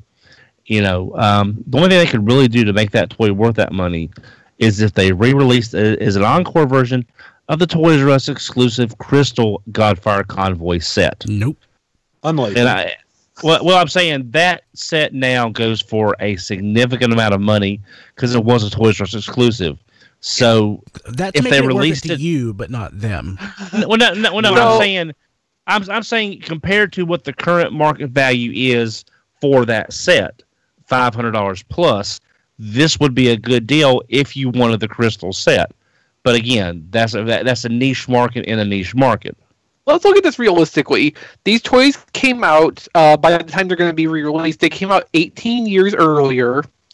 The economics have changed considerably over that time. These are almost certain to still have the electronics they originally came with, which is in itself a huge part of cost for this, which is why we don't really get mainline Transformers anymore with electronic features. Although it's a great big one, even Trypticon didn't because of cost considerations. And that's your most expensive price point Transformer for the year right there. Do you imagine these molds needed any kind of repairs? Exactly. That's another really good point to make, because just like the Car Robot Brothers, the Spy Changers, these were molds that Hasbro ran through over and over and over again because they were there, they were available, and they could get easy exclusives out of them. So there is a very good chance they had to either revitalize or even possibly remake parts of the toolings to make these viable again. And, we've seen them do that before. When the G1 reissue series started, they had to remake a lot of Optimus Prime, just for one example. They could do that, though, because they knew they would get enough use out of it to make it worthwhile. So, these are toys designed before the economics of toy design changed. They've got features that we don't get included anymore, and the value of money is just not as high as it was. I can see exactly why the set is 30,000 yen. I would not pay 30,000 yen for these with or without a sword. No. But I absolutely understand. My estimate before we got the price. Sorry, Don, I'll let you go in just a second. My estimate before we got the price was going to be that it'd be a 25,000 yen set, which even that would have been substantially higher. It would have been substantially higher than the original individual cost of those toys. Don? It just seems to me that there's got to be a reason of all the characters in their backlog of molds that they could bring Encore back out with. Mm-hmm. There's got to be something that would be cheaper for them to do, and they could sell more than Godfire Convoy.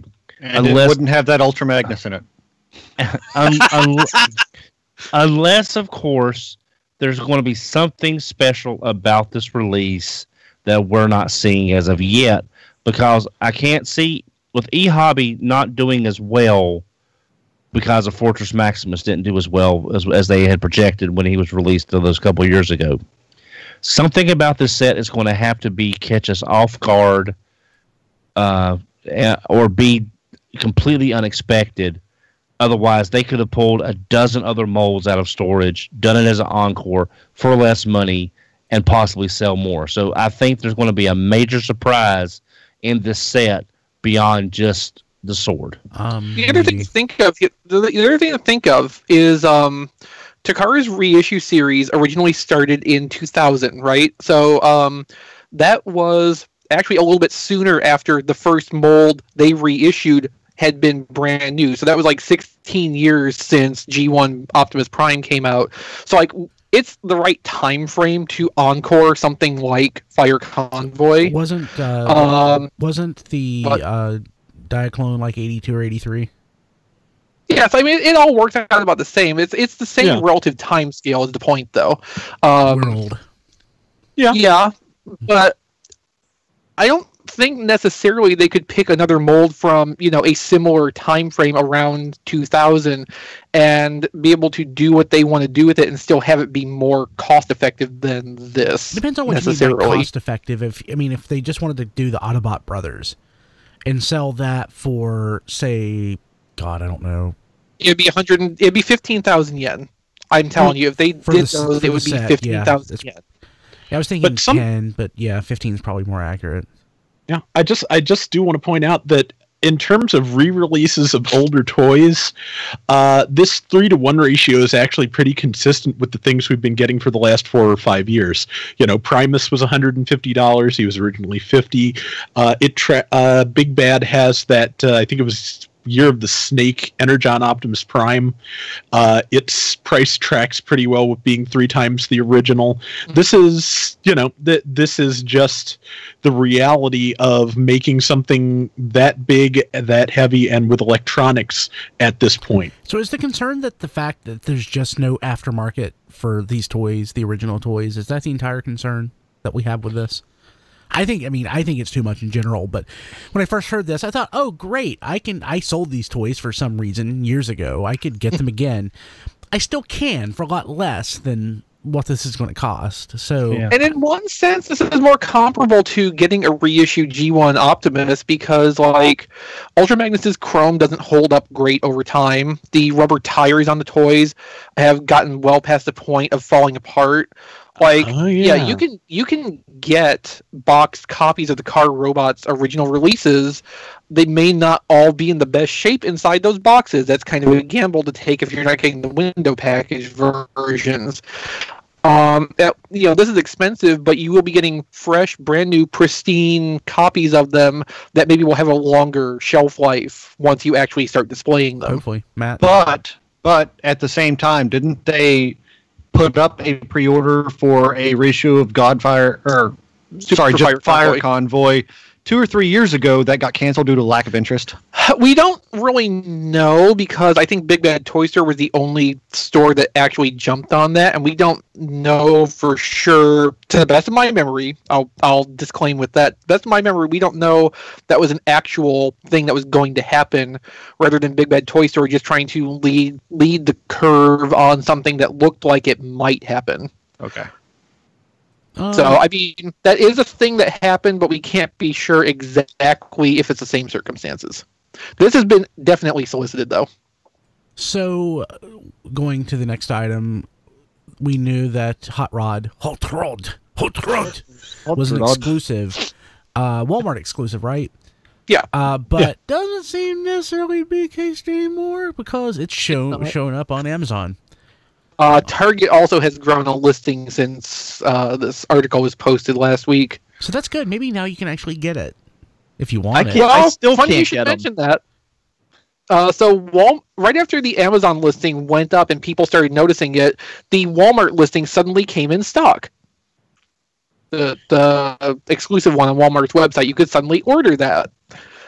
So people were doing that. I don't know if it's still in stock now. I've checked everywhere. I missed it.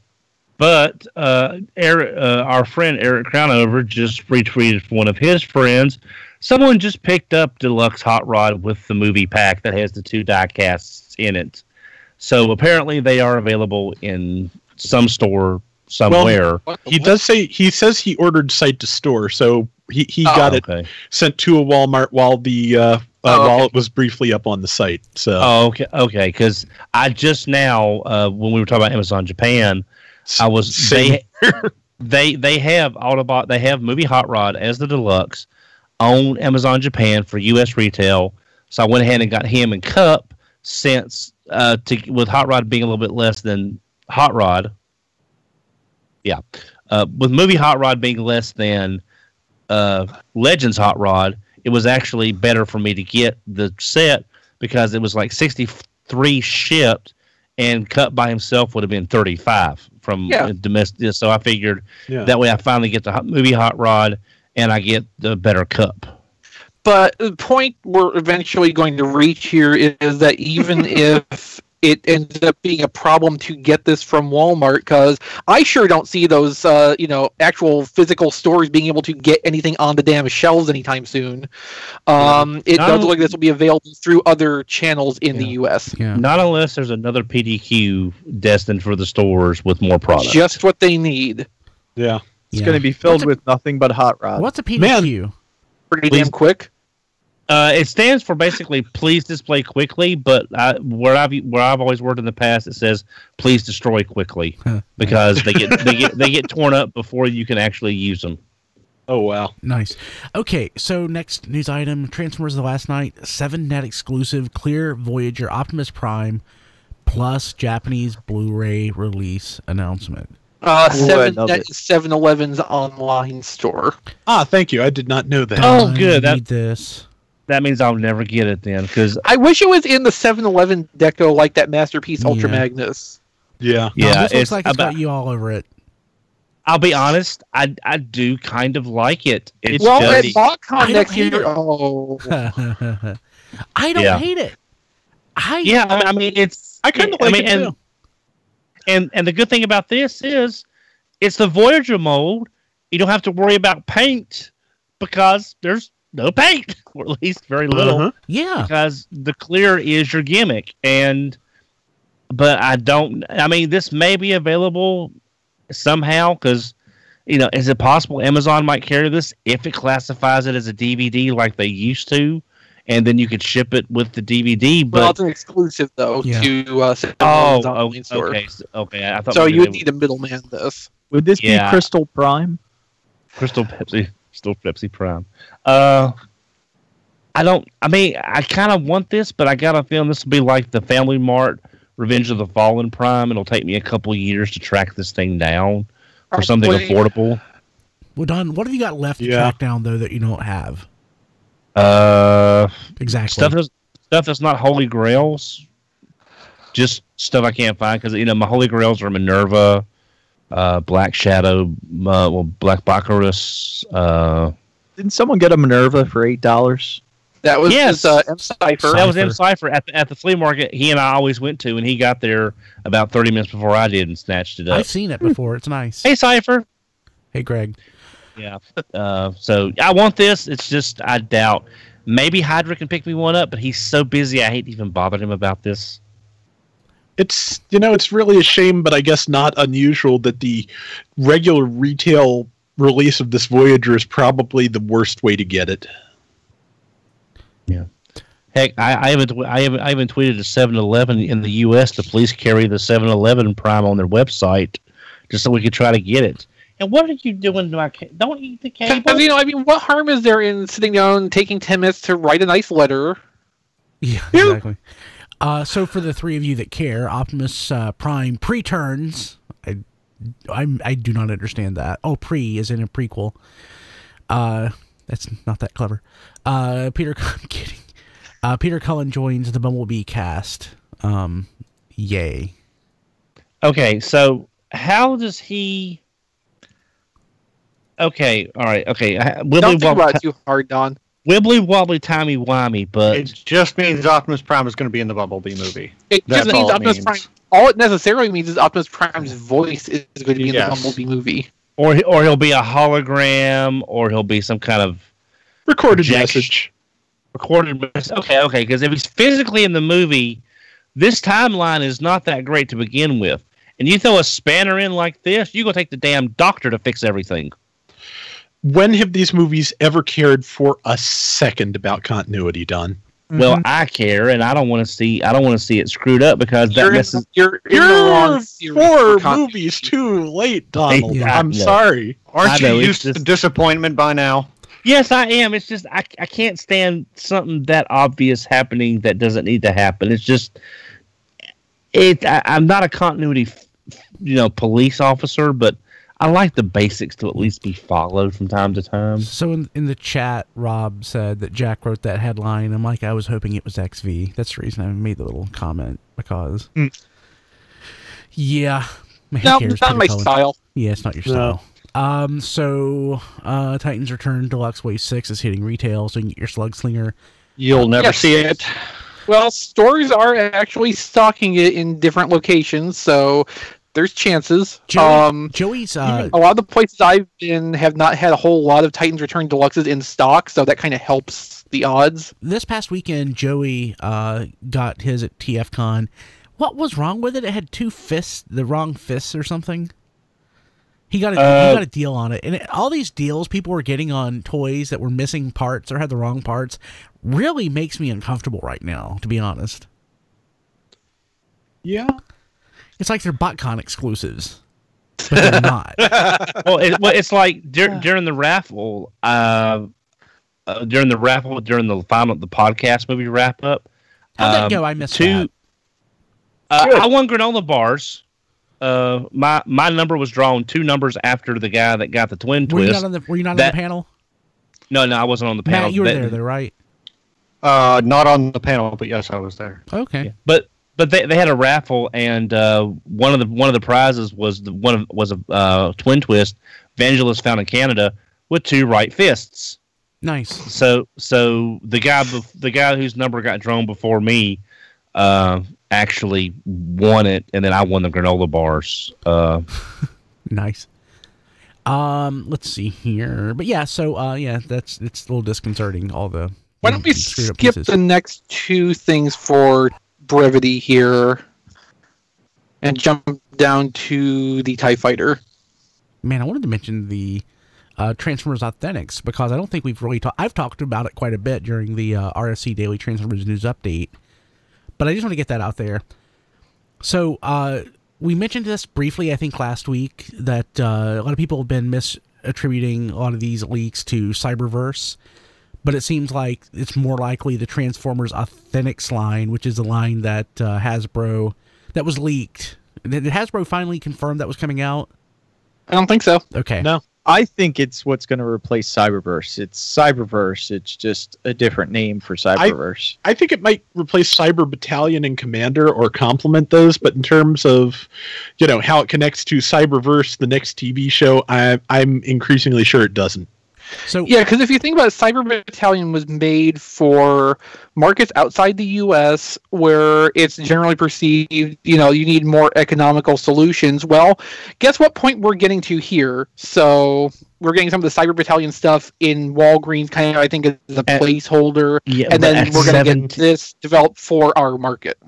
Yeah, but it's $17 for That's those because at Walgreens. That's because Walgreens. So Yes. these have been leaking through the group TFCN, which I think is honestly just a front for that Transformers insider who used to post to the internet a lot.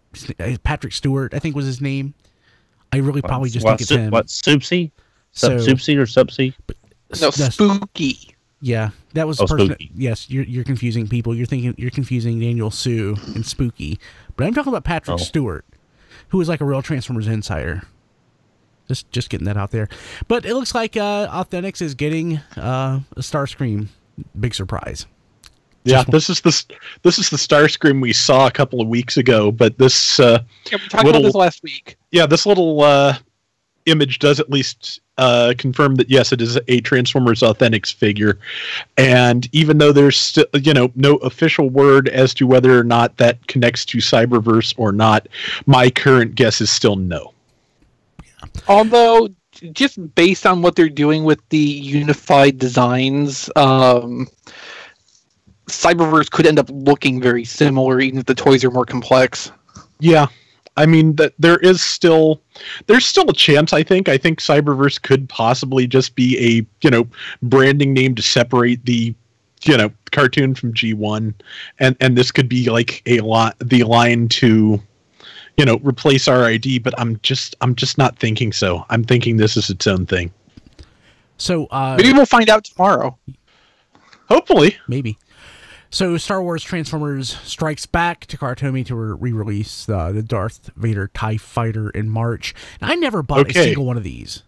Yeah. Okay. Now this is not a re-release. Is this new? Well, this is new. XP and I have not been agreeing on this one. I've having seen some pictures of the original.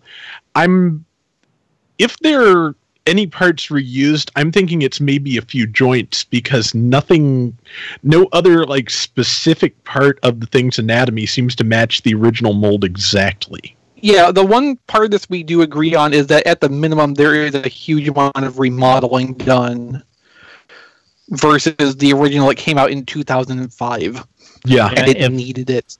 Yeah, if anything, you're looking at a Sandstorm and Springer kind of situation, because before I got completely burnt out on Star Wars, was pre-planned to be used. I mean, done the way it was. So right, but I'm also saying there's that level of remodeling going on. So maybe a more apt analogy here would be Combiner Wars Ultra Magnus to Super Jinrai.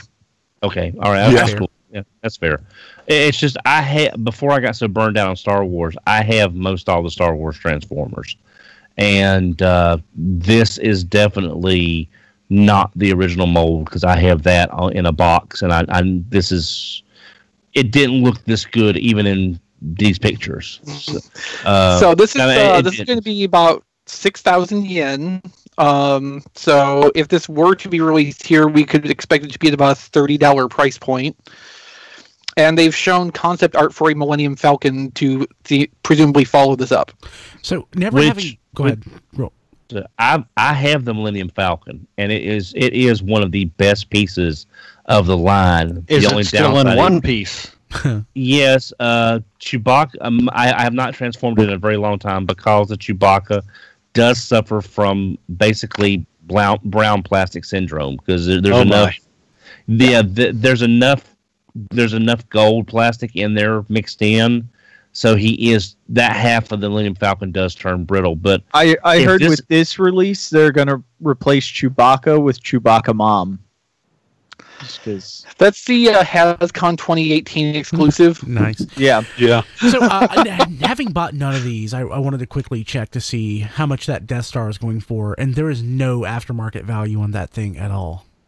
I'm not surprised. Yep. I found most of one at a Goodwill. Sadly, it is not missing panels in the right pattern to pass as a Return to the Jedi Death Star. Yeah, like Apparently, that was one of the concept art pitches for that Death Star figure to be in the incomplete Return to Jedi form. That would have been neat. Yeah, I might get this. It's not that bad, and it's cheap.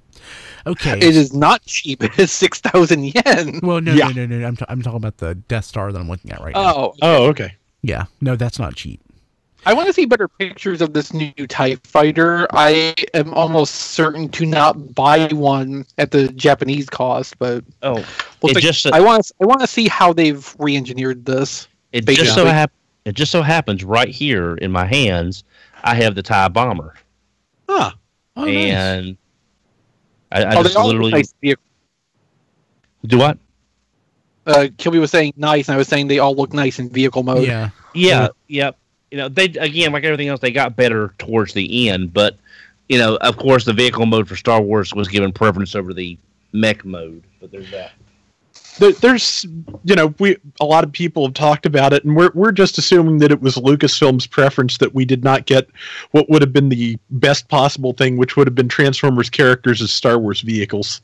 Yeah, so Yeah. like that discussion was big in the mid 2000s when Star Wars Transformers, when we first learned about that, and now I'm seeing again since this has been revealed that we're basically going back to the same conversation. Let's just have this be depicting the universe where Transformers took place in the Star Wars universe. But would have been so Yeah. much better. So much better. So, moving along, STF-01. STF, nice. Step over toe hold, isn't it? Face lock. Face lock, thank you. Firage. Firage, unofficial Mirage, from Dark of the Moon. Yeah, that's certainly a thing. Yeah. Well, it's definitely, if you have a movie shelf, this is a figure that definitely is needed to fill in a movie shelf because I wouldn't say that. Well, There was never a toy released of this that was designed as this character. There was Right. a re-release of, I think, Prime Cyberverse Knockout as this, but that's the extent of it. There is licensing problems apparently. I'm just Yeah. saying he wasn't in the movie that much that you're like, oh, I need that character. Someone's going to look at your shelf and be like, where's your Dino? well, neither Yeah, was. I routinely forget this character exists, but I have to admit this is a very, very pretty thing. Definitely. And neither were the Dinobots, and they were made. So, Well, So- he's got you there, Diecast. That's true. That's something. Because, Strafe and Snarl and Slash especially were just such big players in The Last Night. Oh, God. Were they in the movie? they're like Snarl in the animated movie. If you freeze frame it, you can probably find them in the background. Hey, Matt, is this next thing the thing we saw at TFCon Uh-huh. that we tried to get Diecast I believe attention so. for? X2 Yeah. Toys Sky Crusher first look at the color images of their not Jetfire figure. It's so creepy looking. Yeah, I'm not excited anymore. It doesn't The have a eyes, face! the Where's face its and the face? eyes are weird. Optimus yeah, took it. Optimus Prime took it. Yeah. Yeah. I wish Optimus Prime would stop stealing the faces of good characters. It's interesting to me that, like, right after Diecast immolates Kronos, we get a replacement for it. So, yeah. This is. Do we have any info on it? Do we know anything about this?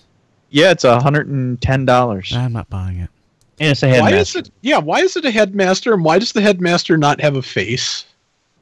That's the part that I like that they made it a headmaster because I love the Titans Return line. Oh yeah, I don't mind that. I'm just kind of curious about the decision to, with a very Skyfire body type and helmet there, to not give it a Skyfire face. It kind of looks like A wires year got or crossed. That's the thing I don't A year or understand. so ago, X2 Toys posted on Weibo a bunch of, like, prototype and concept pieces, a lot of which was themed around Titan's Return.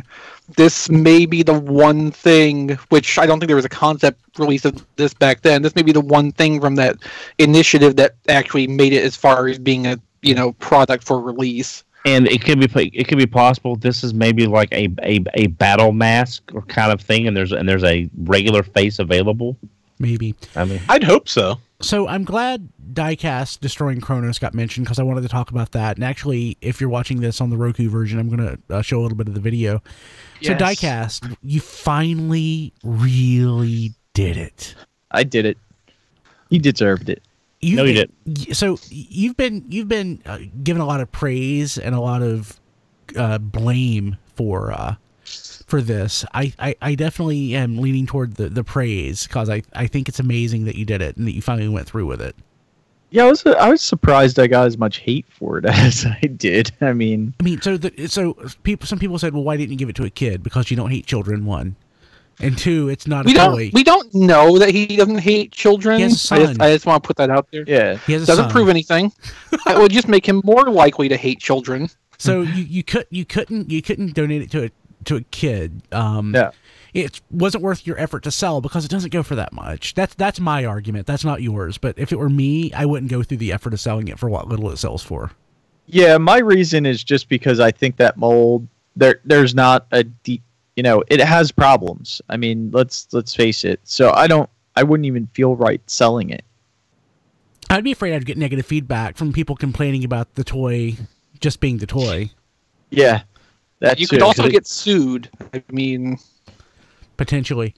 So I think destroying it was the best path to take. Now, let me say this. So Diecast sent me the video and he's like, here, edit this. And I had to edit out his neighbor. His neighbor was just hanging out. Like, yeah, that thing's not burning like I thought it was going to burn. Huh? What about that? That's weird.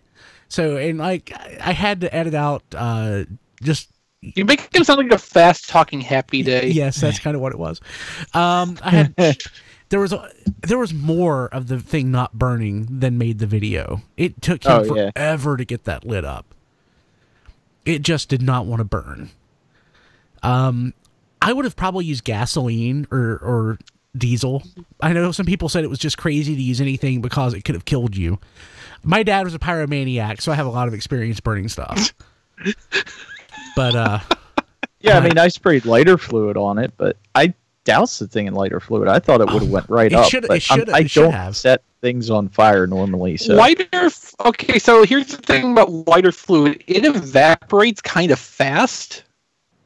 Like, comparatively speaking, among accelerants, it evaporates kind of fast. Yeah, well, I mean... That's why diesel would probably be a little bit better. That stuff sticks more. Yeah, but it's also... I would say diesel is more dangerous in that respect. Well, absolutely. Yeah. I'm just saying, if we're talking about just, like, effectiveness for the task at hand... But so the video is about 2 minutes long. It actually burned for more like 15 or 20. Yeah. So it took a while. Yeah. I think what you probably needed to do was treat this like a barbecue, where you needed to get coals and start them first, and then you add Kronos to it. Put it in an existing fire rather than try to start one on Kronos directly. I think effect, I think it looked... I liked the look of how it actually happened. It just took more work than it should have. Yeah, I understand that. Yeah, I think it came out right. I think he made the right decision because it looks phenomenal. God, especially when the last time he's spraying the lighter fluid on it, and the flame is just orange and huge. It's a thing of beauty. God, I'm my father.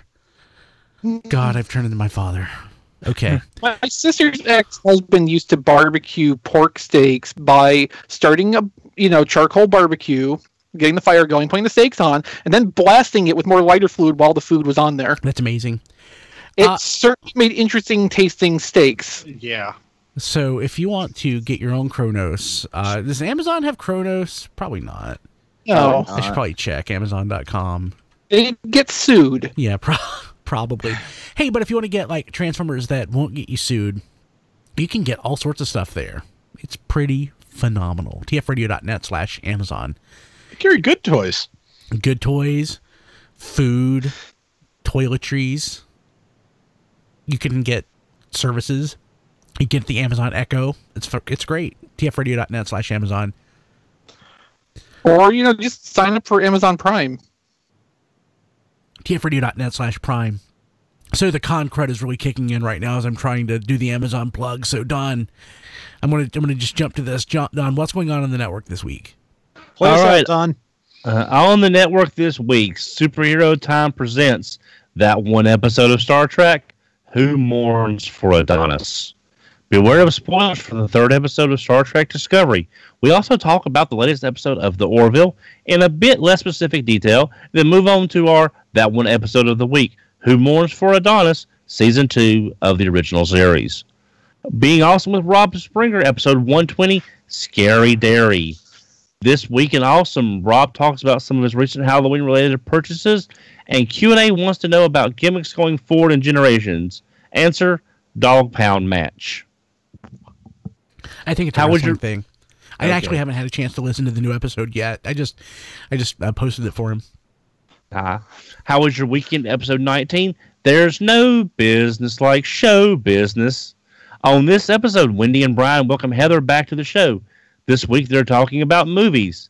There's no business like show business. RPG Lessons Learned, episode 22. Player versus player arena, gladiatorial combat, Dungeons and Dragons, 5th edition. This week, Dusty, Brian, and Mike talk P versus P. Afraid of player versus player combat at your table? So are we. So we decided to just go for it. Here's what they learned. So, Brian, I've been meaning to ask you. A little while back, you made a big deal about how you renamed How Was Your Weekend? Yeah, I noticed the last couple of weeks it's been back to How Was Your Weekend? What's the deal there? Our buddy Sean gave us the idea for How Was Your Weekend, and it just never felt natural to me saying it. Wendy, I'll say, hey, Wendy, how was your weekend? And Wendy's like, how was your weekend? I'm like, no, just how was your weekend? So I'm just going to stick with it. Yeah. Okay. The old ways are the best ways sometimes. Speaking of Diecast, what's on RFC Reviews this week?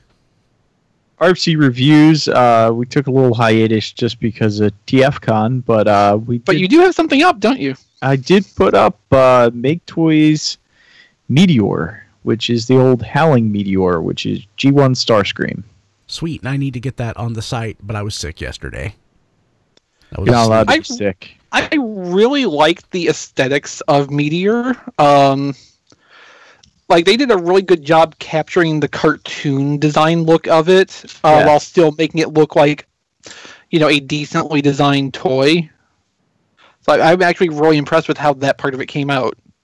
Yeah, and the jet mode is pretty nice too. I mean, it doesn't have rolling wheels or anything like that if you're into that sort of thing, but in a display, I don't really need that. So, So in the chat, gosh, I'm going to butcher the name, Thrumnel, sold the Kronos and lost $30 on it. But it was worth it because the toy is terrible. Yeah, but he probably sold that close to probably before Phoenix came out. Because I'm certain. Once Phoenix came out, the price of Kronos just dropped. So whenever I do end up getting rid of my KFC, whatever the Delta Magnus is called. Delta Magnus, Die Stack. I'm not going to burn it. I may not even sell it. Wood chipper? No, I'll probably just end up giving it away as a contest fodder or something. I tried to sell that and I could not sell it. Yeah, it's Die Stack or Kronos? Die Stack. I've got the box in the attic. I've got to get the boxes for some stuff. That's probably one I'll just throw up as follow me. Retweet. You sure you don't want to give the wood chipper another consideration? I would have to buy a wood chipper. You could rent one. The sharp edges on die stack may damage the wood chipper. That's true, Don. and I'm saying this is someone who bought. No, I'm saying I bought when I bought the Ultra Magnus, I was Citizen Stack. I was not planning on spending the money for Ultra Magnus, and I wound up getting a good deal on it. So granted, I have not touched Citizen Stack in a while. I don't think the toy is that bad. It's not Master. But you also Magnus. Like Kronos. No, I'm not going back into that. But You know, Brian, if it has sharp edges, you might want to make sure you get like proof of age and get a waiver great signed idea. before you give it away. I will need an ID before I can actually give it away. Oh, I know. Get a rock tumbler and throw it in there and round all the edges down. That'll be a big rock tumbler. Yeah, They make them. Yeah, or I could just take some sandpaper to it. that would take a lot longer and be a lot less of a spectacle. Belt sander? The sandpaper would be much quicker than a rock tumbler. More effort. No, I could do that in like 15 minutes. Yeah, that's 15 minutes. You have to be continuously sanding it, as opposed to just chucking it in a rock tumbler. And waiting 2 weeks for it to come out all shiny. And it was a But big. think of all the things you could do during those 2 weeks. Yeah, Does Harbor Freight Tools Maybe you sell put a a rock tumbler? webcam on it. yeah. I'm not sure. I would buy Chris, one. They do sell like liquid electrical tape, which is just a nice rubber coating. You could just like safety coat all the sharp Well, I edges already and then had give some it of away. that. I bought some of that Plasta Dip a couple weeks ago for a project I was know. working on. Do you have like a rhino lining place around you? Yeah, somewhere. Just take it and see if you can pay them to coat die stack and rhino lining. Yeah. Okay, Chris, just remember, it was a big rock tumbler. Nice. Okay, so we're going to go ahead and I think that's it for the... Oh, gosh, this was nearly 2 hours. 2 hours later. Nearly 2 hours later. You can find this episode, all 1 hour and 50 minutes of it, tfradio.net/539. Leave us a voicemail or send us a text, 931-99-GOBOT. That's 931-994-6268. I actually think now I'm going to get a vanity number for the Happy Day podcast because Kim suggested that. And I'm like, oh, God, I have to. So. One more thing I need to plug before we leave. I want to thank Toy Hacks. They provided me a sticker kit for the Voyager Optimus Prime and two little guns to make it...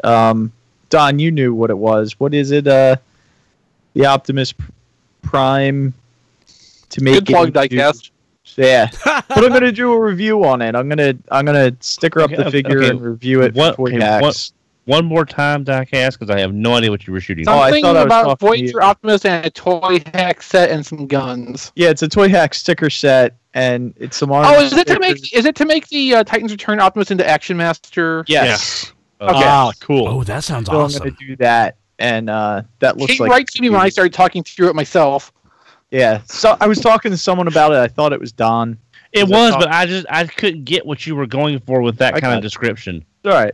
I'm tired. It's like I said, I feel like I've been away from TFCon for like 2 hours because ever since I got home, I've just been so busy doing stuff.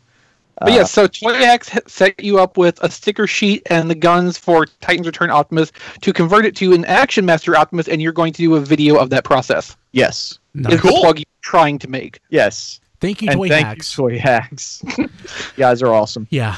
And I 939. also got a new sticker, Autobot sticker for my car because the last one I put on, I thought it was center and it's like slightly off center. So now I got to peel that off and stick. Yeah. Wonderful.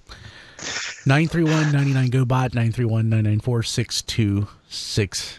Oh, right, that's what we were doing. Follow us on Twitter at TF Radio. Like us on Facebook at facebook.com/TF Radio. And we are on Instagram at TF Podcast. If you go to twitter.com/TF Radio and you're following us, and Massey just attacked Don, and Don did not make a sound. No. Yes. Yes. Okay. Tom, this is just going to get worse because you're starting to feed him less, so he's going to be hungrier. Retweet the pinned tweet that we have, which is the retweet and follow for a chance to win Titans Return RC. You could win Titans Return RC When are we announcing the winner? autographed by Don, which we'll announce next week. And Don may lose his hand, so he cannot autograph anything else potentially. Massey's going to make sure that's one of a kind. You my boy. You my club. So follow us on Twitter, retweet the pinned tweet, and just follow along. I am on Twitter at BKilby and on Instagram at Brian Kilby. Chris is on Twitter at ChrisRTXV.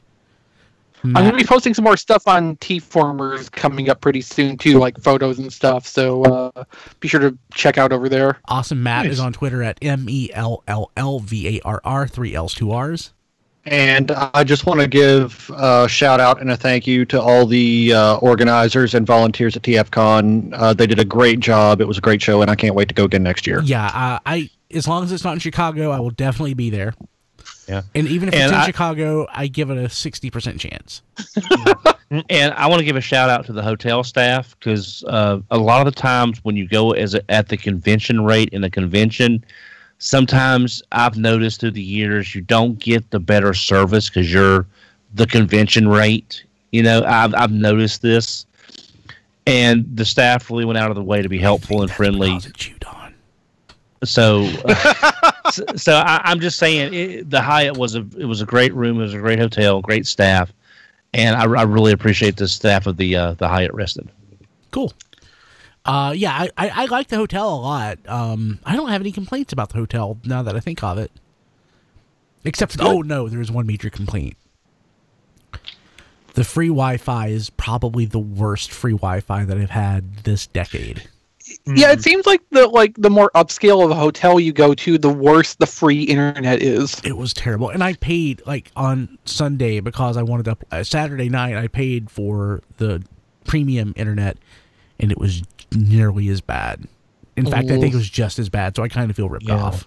That's just I just wish the free parking that was at all the other parking decks in the area applied to the one we were at attached to the hotel, but it didn't. We got a discounted rate, but all the other parking decks in the area were free on the weekends, just not the one connected to the hotel. So that was kind of a bummer. And the cell reception was the worst cell reception that I've had.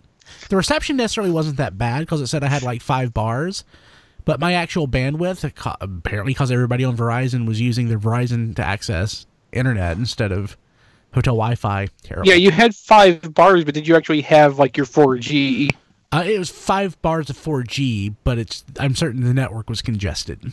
Probably. I just want to bring up that you started this conversation with "I have no complaints about the hotel." Yeah, and I said except for. Yeah, then you went for except for, and then there was and another thing. Okay, so it's all internet. Yeah, he doesn't have complaints about the hotel, the structure, the service itself. He has complaints about some of the utilities, and then also coincidentally the cell phone reception in the immediate area, which is not the hotel's fault. Yeah, not the hotel's fault, except for living there. Yeah. Well, Brian, didn't you buy a T-Mobile hotspot a while back? Yeah, I did. I didn't bring it. It wouldn't have been any better. But I failed to bring it. I should have done that. They had a or you should Panera have Bread. gone to Walmart and bought a new one. Yeah, the Panera Bread was awesome. Yeah.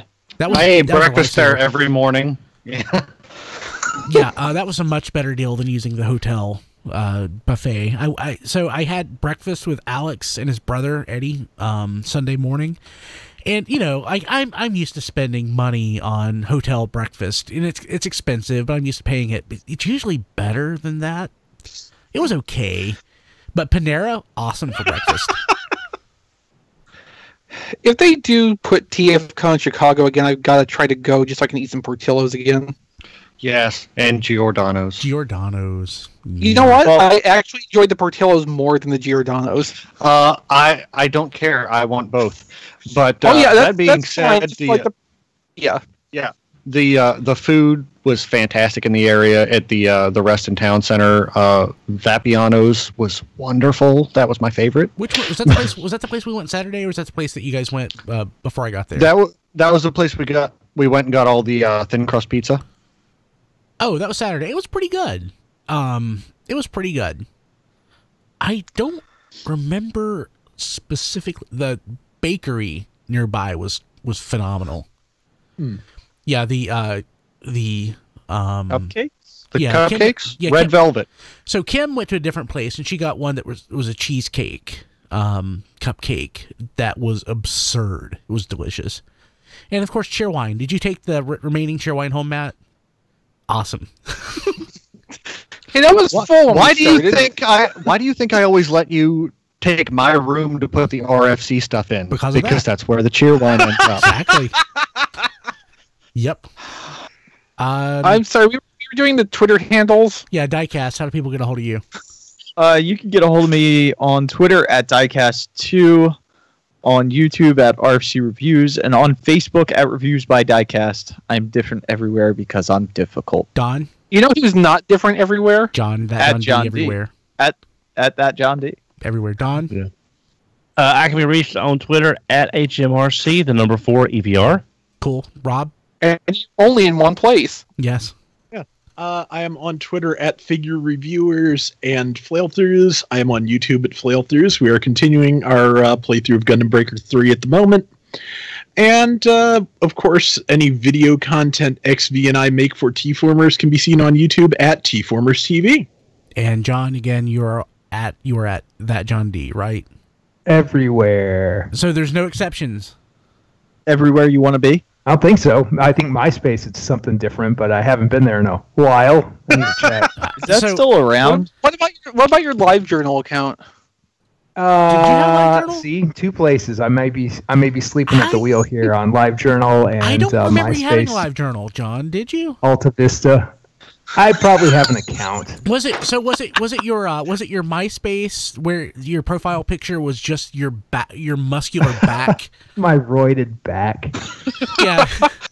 Yeah, probably. Like, look at my traps, ladies. Oh, the memories. Oh, the memories of picking up girls on MySpace. What? Right. Show's over. I'm just trying to make it to go like an extra minute so I can say we went 2 hours. Yeah, well, we're almost there.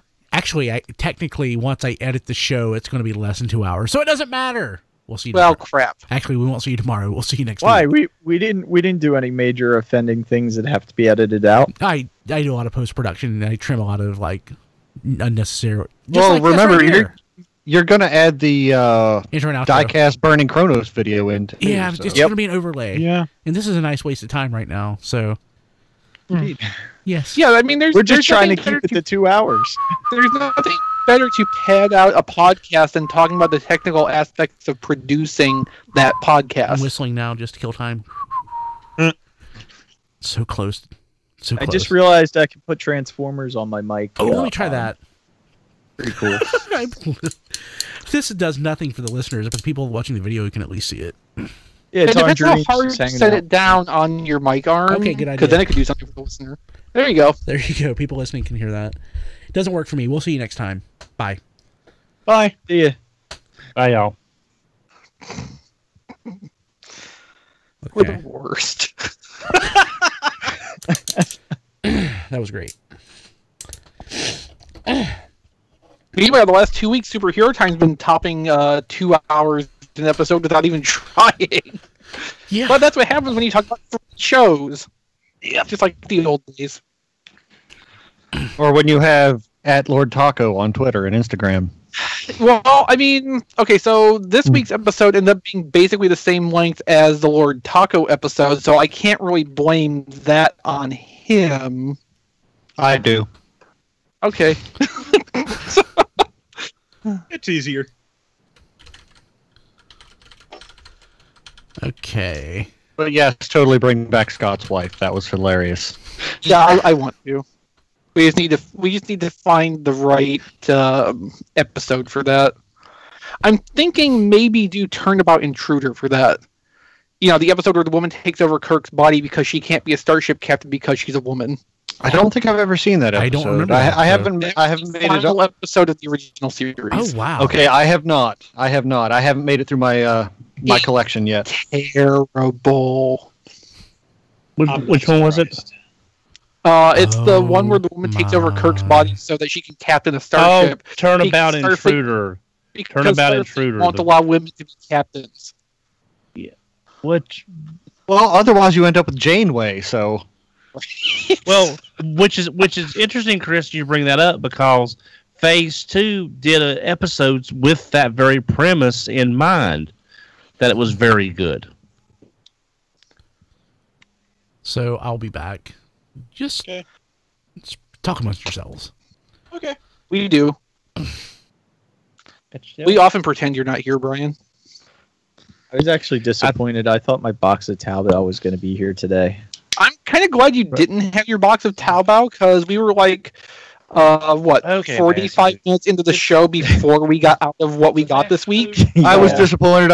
I was disappointed. I thought my Titan Master RC was going to be at TFCon. Yeah. It is in the mail. Thank you. It shipped. I sent you the payment last night. So yeah, I saw. I shipped it last night, but it was after the post office closed, so I had to do one of those self ship things. So is this box of Taobao going to have my Cogman in it, or the next one? This one should. Okay, cool. That's actually a lot faster than I thought it would be. Next one is my Dragon Storm, because I wasn't paying $100 or waiting it for it to show up in retail. It was, if it ever does. At retail on Amazon for a day or two. Oh, really? I missed that. Shipping.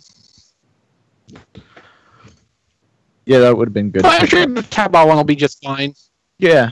Probably just, missing a head or two. It happens even in box sometimes, so. Oh, yeah. Yeah. Or sometimes you get the Jason Kirk look and it comes covered in baby food or something.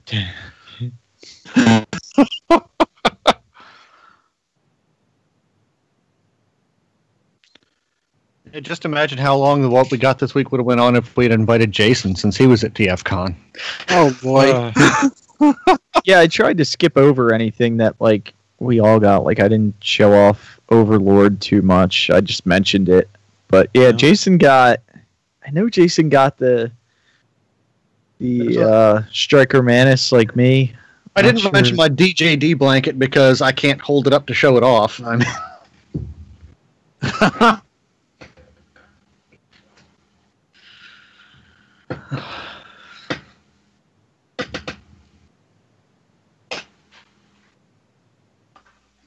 What's going on? Yeah, it's ridiculous how much I love this open play Galvatron. Oh, that's good. Yeah. I don't really care for it, awful. to be honest. Okay, maybe Really, it I looks love awful, it. but it certainly does not look impressive. I love it. I think it looks okay, but I'll be perfectly fine with Titan's Return Galvatron once I get him a better hat. Well, I mean, Yeah, this is no replacement because it's freaking huge.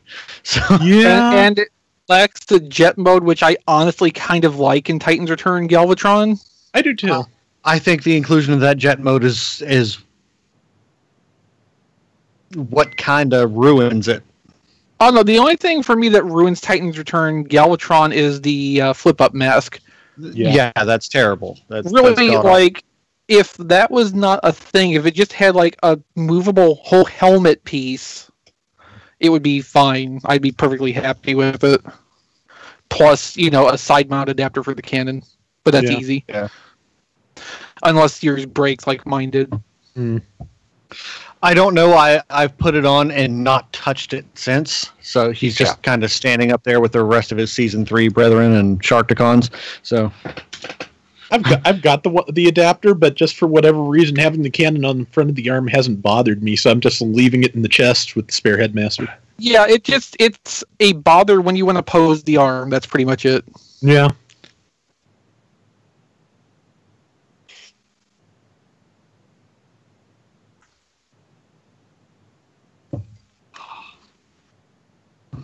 So, Chris, do you remember what exactly came with the upgrade kit for the Hasbro Overlord that's being done? Is it fake engines that go in there, or is it heads that have the? I mean, do you remember what that was? The only upgrade kit for the Titan's Return Overlord I know of is the one that replaces 90% of the toy. Oh yeah, that ridiculous thing. That's funny. What even the hell? The whole purpose is to make it the size of God's Genrai. Right, but believe. you've gone 90% of the way to making a completely original Overlord. Just do that last 10%. It's not going to cost that much more at that point. I would say the Titans Return Overlord is an upgrade kit for that third-party figure, because That's You know, pretty you got a much. point at that point by volume. So there was the upgrade kit for Carnifex that had the little Godmaster figures. So that has a replacement head for Carnifex that's a little bit more G1, and then the add-on guns for the base mode. Okay, maybe that's what I was thinking of because I maybe. know because Takara's all they did was put in the fake engine plates. Yeah, and that was really about it. There was an upgrade kit sold at TF Nation that was the 2 Godmaster engine blocks to put on the Titan Masters, and also a block for Overlord's face that you could mount it to and stick it in the helmet. I think that's the extent of that kit. It was not a large thing, but it was limited to like 25. But they said they were going to try to release it again, didn't they? I think so. Yeah. I'll just keep my eyes open. I'm sure something will pop up. It's just I can't think of any Titan Master heads that I want to put in there that would look right backwards to be Giga and Mega. Yeah, I mean you'd practically if you wanted the bodies to look like Giga and Mega, you'd need to have a Sky Shadow and yeah, go with that. So that's apparently because I have another order that I asked for it to ship and it hasn't shipped, and I'm like, wait, there's something wrong. So I just contacted. So they're saying there's a holiday or something. Yeah, National Day holiday is October 1st to the 4th. Rest 5 to 8 only on duty. 9 was officially resumed to work. So, okay. Which means they had a holiday all the first week of October, and they're back to work as of Monday. I got Yeah. you. Because 2 of the sellers I follow says they'll be away until the 8th, which would be 4, 5, 6. That'll be Sunday or maybe Monday. So that sounds about right. I like their holidays. They do like weeks at a time. I don't know how that even can work. There's a different culture, a different focus. But no, Don, I would probably say look into the Carnifex Continuum kit, since that's got the engine figures that are the same size as Titan Masters, more or less, and will fit in Overlord's chest spaces without modification. There we go. Apparently, you have to use the arms to kind of wedge them in there, but they will stay well enough. It's nothing made. I don't. Granted, I would like. Now, I did see the pictures of that double evil that was shown at. Is that the Fans Hobby? See, the tag didn't say who it was by, but it's Overlord. It's definitely Master Force Overlord. Fans Hobby one. But the tag didn't say who it was by. Again, I noticed some of the later showroom pictures had handwritten labels added.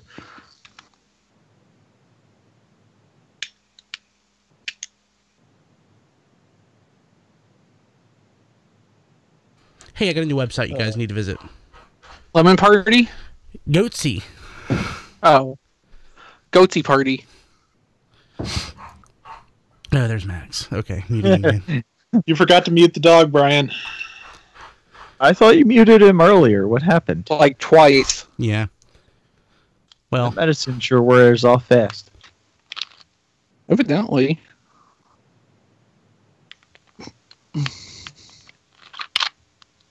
Actually, I probably need to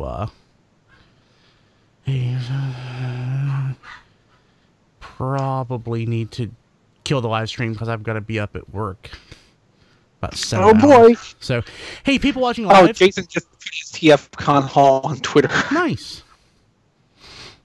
Cool. People watching live, we'll see you next week.